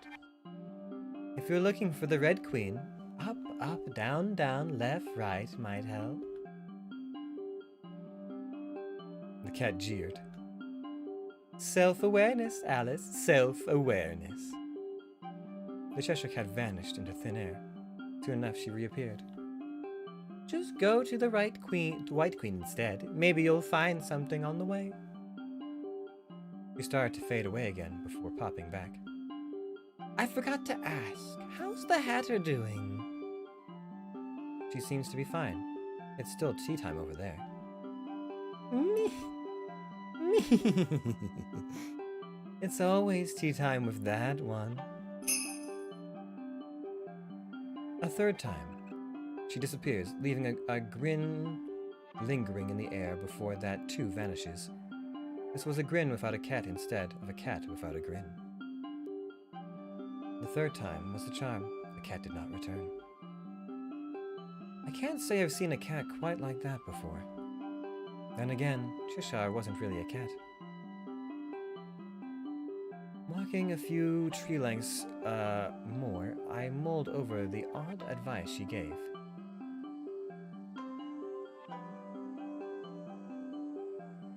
Go up, up, down, down, left, right, which would take me right back to where I was, or find the White Queen. I think find the White Queen might be a good a thing as any, but we'll do a quick save. Remembering that the Cheshire Cat mentioned the White Queen, I decided to give the Queen a second visit. I thought that I could easily replicate the route to her garden, having only recently been there. However, the more I walked, the more apparent it became that I was lost. I passed the tree to the right a handful of times. Already, I was going in circles, getting nowhere closer to the beautiful garden and equally pretty owner. I let out a sigh and chose a bush at random to walk through instead of following a path. My cloak saved me from being scratched by the leaves and branches of the bushes. I came out on the other side to a particularly tall tree and a large birdcage. What? I spotted the White Queen inside the birdcage. Behind her was a limb, a leg. It's a little different than the White Queen. It might be that face, though. She sat with a distressed expression as she looked up at my looming figure. Hello? We meet again, Alice. I hadn't expected that I would be trapped here again. I'm a little embarrassed that you're seeing me like this. I contemplated just asking for the leg and leaving. No, that would be a terribly foul thing to do, especially to a pretty person like her. Although, in a way, it almost seemed like a good idea to leave the pretty bird locked up in a cage all for oneself. After all, how would you catch her if you let her go free? Is that the Red Queen's right leg? So it would appear. To find the Red Queen, you may have to find her parts as well. Even so, she should be able to help you find your way back home. I'm sorry, Alice. Don't apologize. The key to my prison is atop the towering tree. Would you help me open this cage, Alice? Yes, of course. Agreeing to the request, I walked over to the tall tree, that the White Queen had gestured towards. How tall it was, I couldn't say. If I angled my head and squinted, I could see the glimmering of a silver key at the high branch above. I circled the tree, the front and the back, and the sides left and right. They all looked equally hard to climb. As I pondered how to scale the tree, a little bird approached. It was fat and pink, with beady eyes and tiny black beak. Chirp, chirp. With all of the talking, animals and not quite animals in the Wonderland, I had an inkling that this one might speak as well. Perhaps it spoke French, like a French bird. Bonjour? Bonjour! Unfortunately, I knew little French. My practice had grown rusty, So much that the tutors would be ashamed, but I tried to pull out at least one of my phrases. Où c'est ma chatte? Oh, où est ma chatte? Chirp! I must have said the wrong words, as the poor bird began to tremble. Parlez-vous anglais? Yes, yes. Chirp, chirp. Cats. No cats, please. What are you doing? What are you doing? Chirp, chirp. I'm trying to get the key up there. What are you doing, little bird? Chirp. Just lost. Just having lots of fun every day. Not doing anything in particular. Not doing anything in particular. Now that the Red Queen, Her Majesty, is missing, Wonderland is so much more wonderful. We can play and frolic as we want. Chirp, chirp. Auntie Bird got in trouble for breaking Her Majesty's lawns. Laws. Not lawns. Laws. And now there's no more Auntie Bird. Chirp, chirp. Her Majesty was so scary, so scary. You wouldn't tell on me, right? Chirp. Chirp, chirp. You look like a nice person. Chirp. Much nicer than her. Much nicer than her. Oh, I see. I'll help you with the key. Chirp. Puffing out its little chest, the bird flapped its wings and took off upwards. Into the sky, it flew and flew and flew, but soon enough became tired.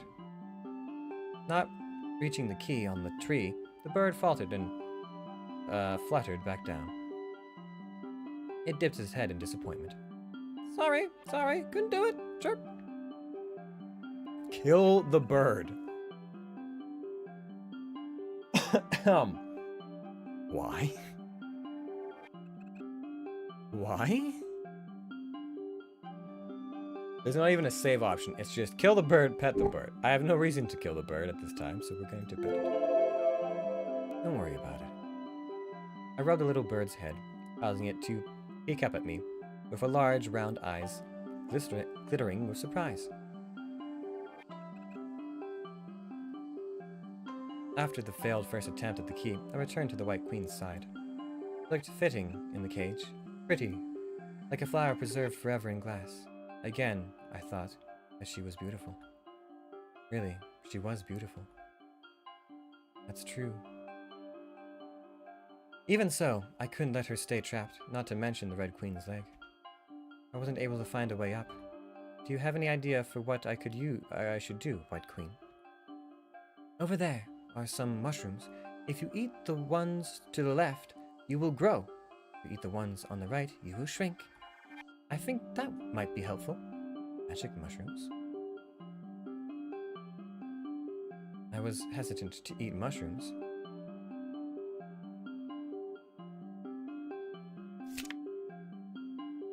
I was hesitant to eat mushrooms, picked from unknown wilderness, but I felt that I could trust the White Queen. Why? I didn't know. Well, this is Wonderland, isn't it? I had forgotten something important. The Queen. The feeling of forgetting tingled in the back of my mind whenever I saw the White Queen.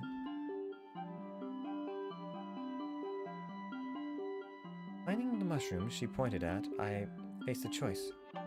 There was a little yellow one with black spots and stem, and a large purple one with white spots and a stem. Well, I should probably grow, shouldn't I? I ate a left mushroom and immediately began to grow.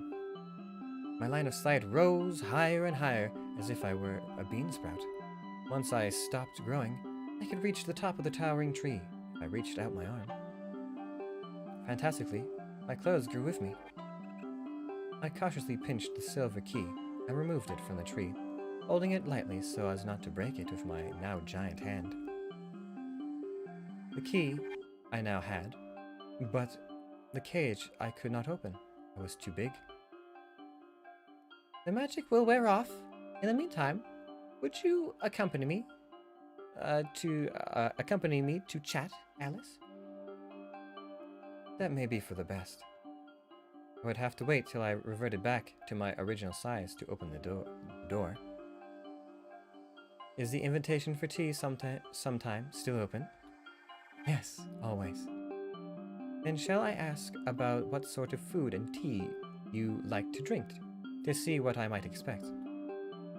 What's your favorite tea? White tea. Do you prefer black tea still? How did you know? We chatted for a while about tea. At some point, the conversation turned to flowers. Perhaps it was that she felt ambivalent on floral teas. You are welcome to visit my garden anytime. I couldn't find the way to your garden today. Perhaps getting lost had been for the better, as I found her in the end. Yes, that happens when I'm not there, but Wonderland should lead you my way if you think of me. At least for you, Alice. I have nowhere to be but the garden. He paused, looking at something in the distance I could not see. Would you believe me if I told you I can see the future? I looked at her eyes and ascertained a calm surety. I didn't feel that she would lie, yet I couldn't quite believe her words either. I wondered what I had forgotten, and what I was doubting. Rather than answer, I decided to play along. Can you change the future you see? Why do you ask? Otherwise, isn't it lonesome? I don't believe that the future is predestined, but the solitude of such a power would also be the fate of a queen in this world. Her words sounded contradictory, even for the Red Queen, especially for the Red Queen. The White Queen spoke of fate as if still trapped by something more than just this birdcage. I couldn't understand. We talked a while longer. I felt a tingle on my arm and began to revert to my usual size. The world warped and finally popped back into its proper place. I twirled around to check that all was well. Identifying no issues, I picked up the key and dropped to the ground. I had dropped to the ground at some point and inserted it into the lock of the White Queen's birdcage. With a smooth click, the cage unlocked. I opened the door.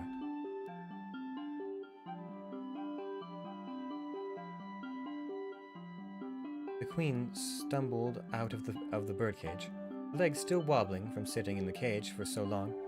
He let me hold her steady as she rebalanced herself. Thank you. You're welcome. I ought to return to the garden now, but my invitation is always open, Alice.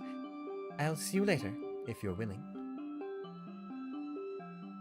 She handed me the Red Queen's leg. He was dressed in black tights, the shoe red and tied at the ankle with ribbon. Freed from the birdcage, the White Queen departed to return to her garden. Having obtained one limb, I searched around for another. Before I knew it, the day passed. I looked towards the sky, where the sun had begun to set. Letting out a yawn, I realized I needed a place to sleep for the night. I thought back to the parties who had helped me onto my adventure to gather the Red Queen's dismembered parts. Surely I could find one of them. Do I want to find the White Queen or the Hatter?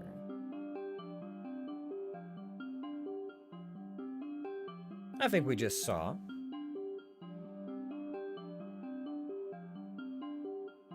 The Queen, so why don't we go for the Hatter, even though it's probably not the better decision.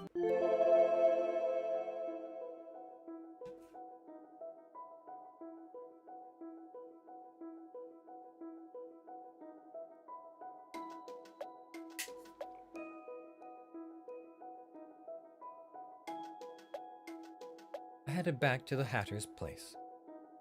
The moonlight flittered through the trees and lit the table. The tea and cakes were all put away. As before, I found her at the table, full of tea stuffs. She nursed a cup of tea and waved me upon spotting me. Just in time for tea, Alice. From the sky, tea time should have already passed. Perhaps this was more like supper time. so I only flashed her a smile without saying anything. I've returned with a limb. Congratulations! She grinned. I handed her the Red Queen's leg, which began to move upon entering the Hatter's hand. Holding it away from herself, the Hatter seemed to think of what to do with it next. She kicked a dog cage out from under a chair, flicking the metal latch open. She tossed the limb into it and quickly flicked the cage shut again. The Hatter sneered. Sit down. I'd be a poor host if I didn't let you sit. I plopped down into an armchair. It was my chair now. I glanced around and found I didn't see the two puppets the Hatter wore on her hands earlier in the day. Where are your friends? I gestured with my hands. They've gone home for a bit. Match lives all the way over there in the house, with ears. As for those ears, they are. As for whose ears they are, I haven't a clue. Are you hungry for rodent, Alice? No. If you say so, Alice. She poured me a cup of tea and slid the teacup and saucer over to me, nearly spilling it over my lap. Soon after came another plate. On the plate was steak and vegetables. For a brief moment, the Hatter appeared lonely. I should hope this isn't rodent, is it? She winked with a grin. It's something else. The Hatter didn't continue, but glanced over at the Red Queen's flesh. My eyes followed the path of her gaze, not spotting any steak-sized slabs of meat sliced off from the torso of the Queen. I sought. I let out a sigh. Her eyes narrowed. Taking a knife and fork, I cut the steak and placed a piece in my mouth. It tasted like beef. Compliments to the chef? He smiled. Why, thank you. We ate together. For a Hatter, her table manners with the fork and knife were impeccable, but each time I thought to compliment them, she went and said something odd again. The Hatter was a mystery to unravel, but a very good cook. I don't have a place to stay for the night, so I wanted to ask if you would put up with me for the night. I put up with you all the time. What difference does night make? Where I come from, people sleep at night. Sleep? I can sleep underneath. You can sleep underneath the table, or spread a blanket on the ground, or just sleep on that armchair you're sitting in now. Isn't sleep just when you pretend to be dead like everyone else? Is this why you don't sleep? The Hatter had terrible bags under her eyes, as I doubted she had slept much. She could only have been sleeping too little. She frowned, upset. Look at the time. Is it really time to sleep? Napping at tea time will destroy your inner clock, don't you know? Morning, afternoon, evening. Since it's all tea time, it's better not to sleep. I thought you didn't care about time. The Hatter sneered. Time doesn't care about me. Are you perhaps afraid of sleeping? He gave me a somber smile. What do you think, Alice? She poured herself a drink from a bottle into her teacup. I turned to look at the bottle, which was in no way for tea. It couldn't read the jumbled words scrawled across the label, but I couldn't help but ask. Is that actually alcohol? Tea. Isn't it alcohol? Tea. She drank her tea, and I did mine. The conversation turned to silence. I shouldn't have pushed and upset my dear host. I wanted to pat her head and apologize, or she could drink or sleep as she wanted. As I reached out, the Hatter recoiled. There was a frown on her face. She pushed her chair back from the table, and taking the chance to move away, then she dipped underneath the tablecloth, rummaging through her stuff with a rustling noise. When she popped back out, She held out a blanket, which she tossed my way. Her expression turned even more distraught. From her frown wobbly. Didn't you want to pretend to be dead right now? Go, play dead! Catching in my arms, I smelled a sweet scent from the soft blanket. The sky was dark. I started to feel sleepy, hugging the blanket a little tighter. I had experienced a long day after all, but perhaps it was time to go to bed. Good night, Hatter. I wondered if she was mad. If she would respond, but she did. Good night, Alice. I leaned back comfortably in the armchair and began to sink. Sinking. Contrary to my earliest expectations, I didn't keep sinking forever. The moment I looked up at the sky, I found I couldn't fall asleep anymore. I didn't recognize the stars, the constellations that adorned the dark heavens, tracing their infinite sparkles. I wondered what they stood for. I wanted to understand what was hidden past those mismatched eyes of the Hatter. While counting the stars, I eventually fell asleep. I dreamed of falling. The next day, and the day after, I continued my search for the Red Queen's parts. Once again, I was walking down the forest path. I tried to remember just what the Cheshire Cat had said, speaking the patterns of directions aloud. To beat. Up, down, left. I felt as if I had missed a few items, but that was all that Cat had given. I backtracked to the position where I had met the cat and followed the recommended directions. Soon enough, I found myself at a crossroads. Saw no limbs, nor head in sight. Left was labeled right was labeled left. With wrongly written signboards, I chose at random on where to go next. Every few meters, I found a new signboard with its own quaintly marked arrow. Whether or not they led to the right place was another issue. I slowed my pace to read the sign and follow them along. Today is a rainy day. I didn't know which genius thought to put a forecast on a wooden sign on the side of the road, but I followed the directions to go right regardless. The sky had not a drop of rain in sight. Warning, cliff ahead. As it happened, neither was there a cliff ahead. Watch out for dragons. I looked for dragons, but the dragons did not arrive. Shameful. At some point, the text on the sign turned to insults. Fool. You don't even know where you are. You don't even know who you are. Stop following these signs. How many of these will you read? I walked and walked and walked. At the end, the final sign in the chain, I reached a clearing of the forest, where I spotted the White Rabbit, talking with a limb. She appeared a little frightened, or perhaps more concerned. Your Majesty's left arm, please. I blinked. Then I blinked again, rubbing my eyes. I saw the same image. The White Rabbit seemed just about to prostrate herself to a living, moving arm. The arm, despite being an arm, had taken the higher position. The ground here is dirty. You needn't crawl here. Shall I take you back to the palace? Or would you prefer to go to the garden? Or the courtroom? In fact, do you happen to know where Her Majesty is? The arm smacked the White Rabbit. She frowned, brows furrowed. Although I silently observed, the arm noticed me and began to crawl over, one handful of grass at a time. It moved like a snake, like a worm, like a piece of flesh and bone that shouldn't have been able to move.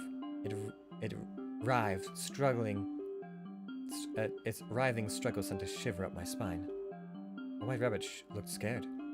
I didn't know if I should pick it up or kick it away. I did neither, and it reached my foot. The arm proceeded to climb up my leg, up my cloak, and clinging like some sort of dirty parasite, making its slow way up until it pushed past my building. past my building disgust. Oh, I pushed past my building disgust to hold my hand. To hold it in my hand instead. The flesh felt cold in my palm. I sensed no heartbeat at the wrist. Alice, Her Majesty's arm seems to have taken a liking to you. If you find Her Majesty, please return the limb to her and tell her that her rabbit did her best. I pray she hasn't met any trouble. A limb coming off isn't an everyday occurrence. She made quite the understatement. Yes, of course. How did you know it was the Red Queen's arm? Zara took on a happy, excited expression. I would recognize Her Majesty's limb anywhere. Do you admire her very much? Yes, of course. I respect her, Her Majesty, very much. She united Wonderland into this kingdom and kept peace with a watchful gaze on the criminal populace. She is a decisive ruler and holds an agreeable worldview. It should be her divine right to rule Wonderland. I've heard a cat call her mad. A dangerous expression flashed through the white rabbit's eyes for barely a second. Not quickly became a frown. The Cheshire cat is a known problem element here. Her expression became increasingly stressed. If Her Majesty is mad, then such a madness is an essence of brilliance. Although I may not always be fated to be a favored courtier, to be an aide to her is my greatest honor.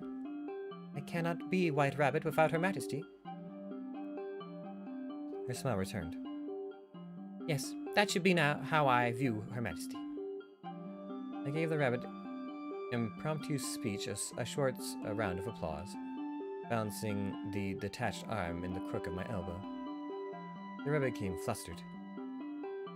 She must also like you very much. All rulers had their dissidents and supporters. A certain man once said that a ruler was better feared than loved. She could not be both. Despite all the White Rabbit said, I knew little more about the Red Queen. The Red Queen is the ruler of all this land? What's your job, White Rabbit? Yes, she is the highest ruler of Wonderland. I deal with a little bit of everything, administrative matters, legal matters, and the personal matters of important people. Since we've met a few times, I could say that I'm an important, couldn't I? That's right. Alice? For my tepid jest, I received a response that made me pause.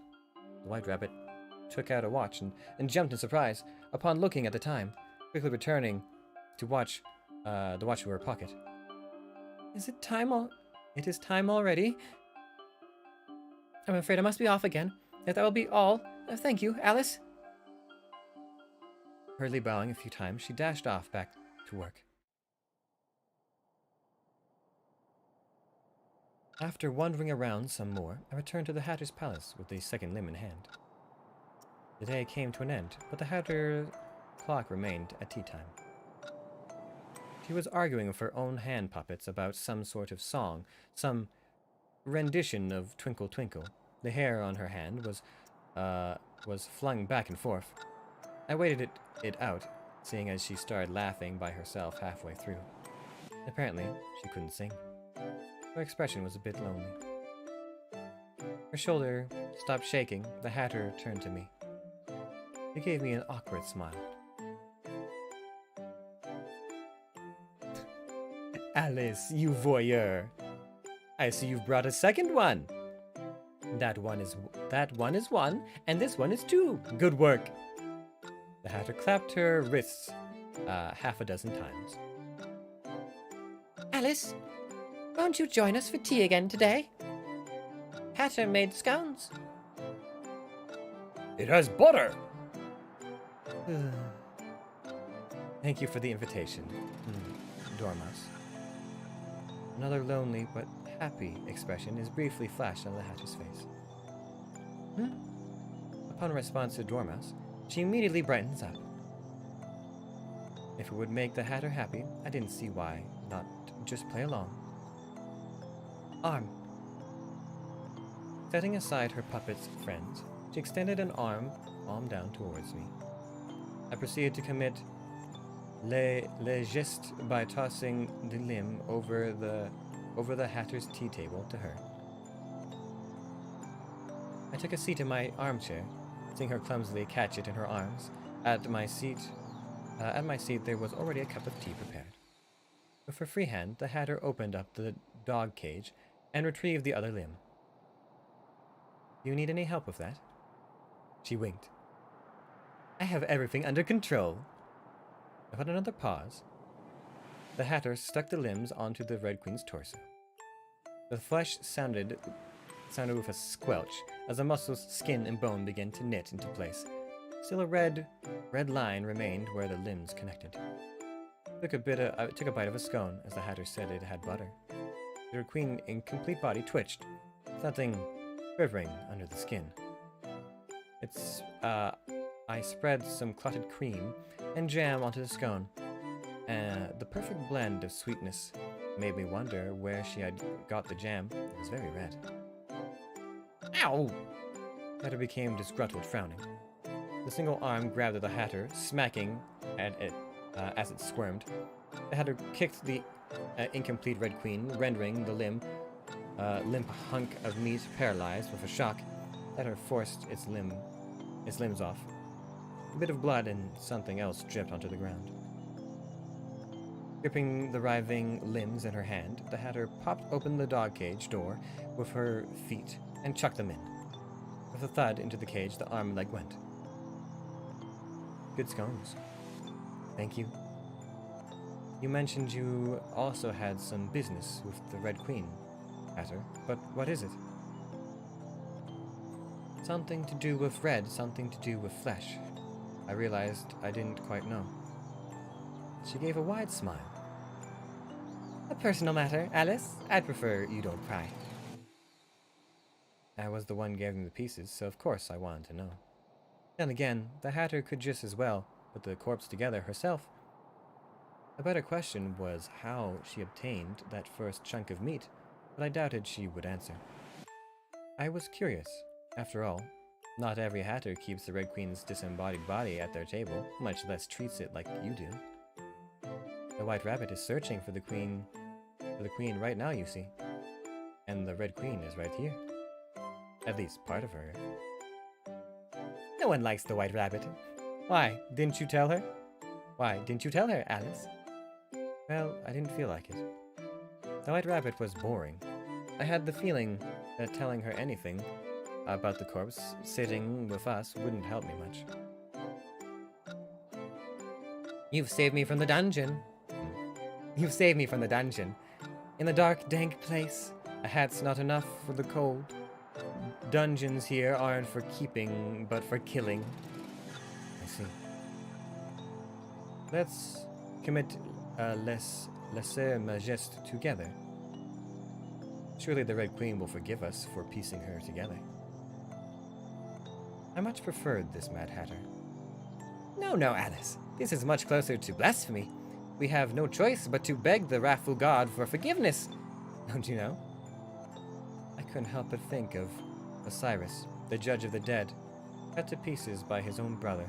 Even a god king, rather a god queen, could be chopped up and rendered helpless. The tutor would be proud of me for remembering. Haha, is that so? It'll be good working with you, Hatter. I offered a hand to shake.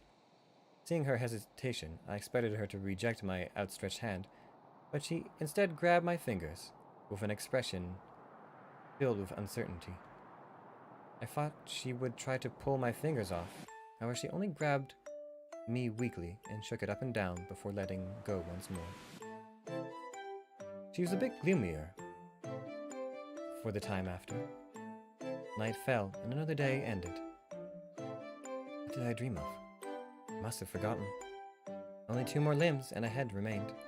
I continued on my adventure to collect the Red Queen, so I could finally meet her and finally find a way back home. Step, step, step.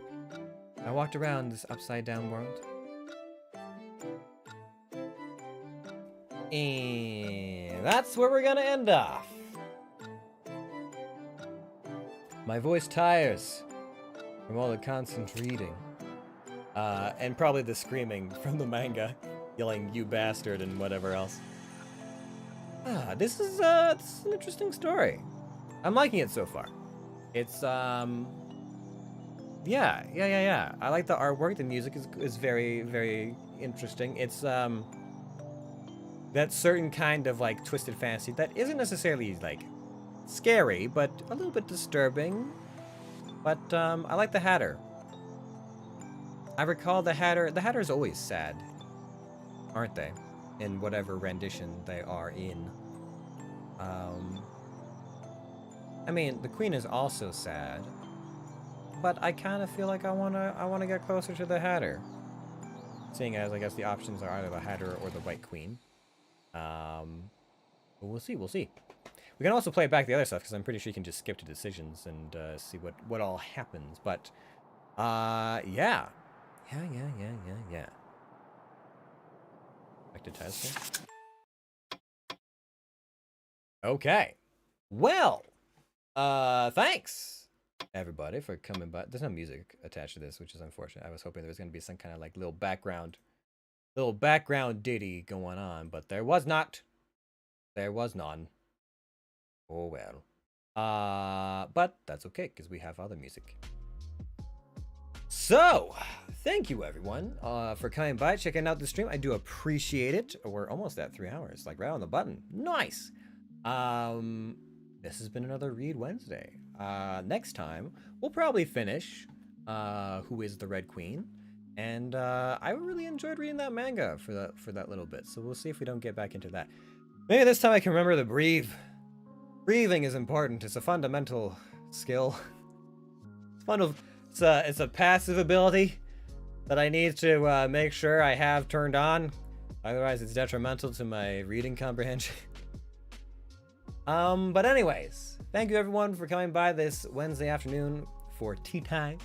Oh man, I gotta make some tea. I'm gonna go make some tea. Yeah, I'm definitely doing that. But I hope everyone has a good rest of the day, good rest of their week, I guess. We'll be back on Friday, probably 5 o'clock Mountain Standard Time for some more Gloomhaven with the guys, as we do another Fan Friday. And then we'll be back on Sunday as we are getting close to the end of KOTOR 2. But that's going to be it from me. So thanks, everybody. Hope you guys have a good rest of your evenings, and I will see all of you in Wonderland. Peace out.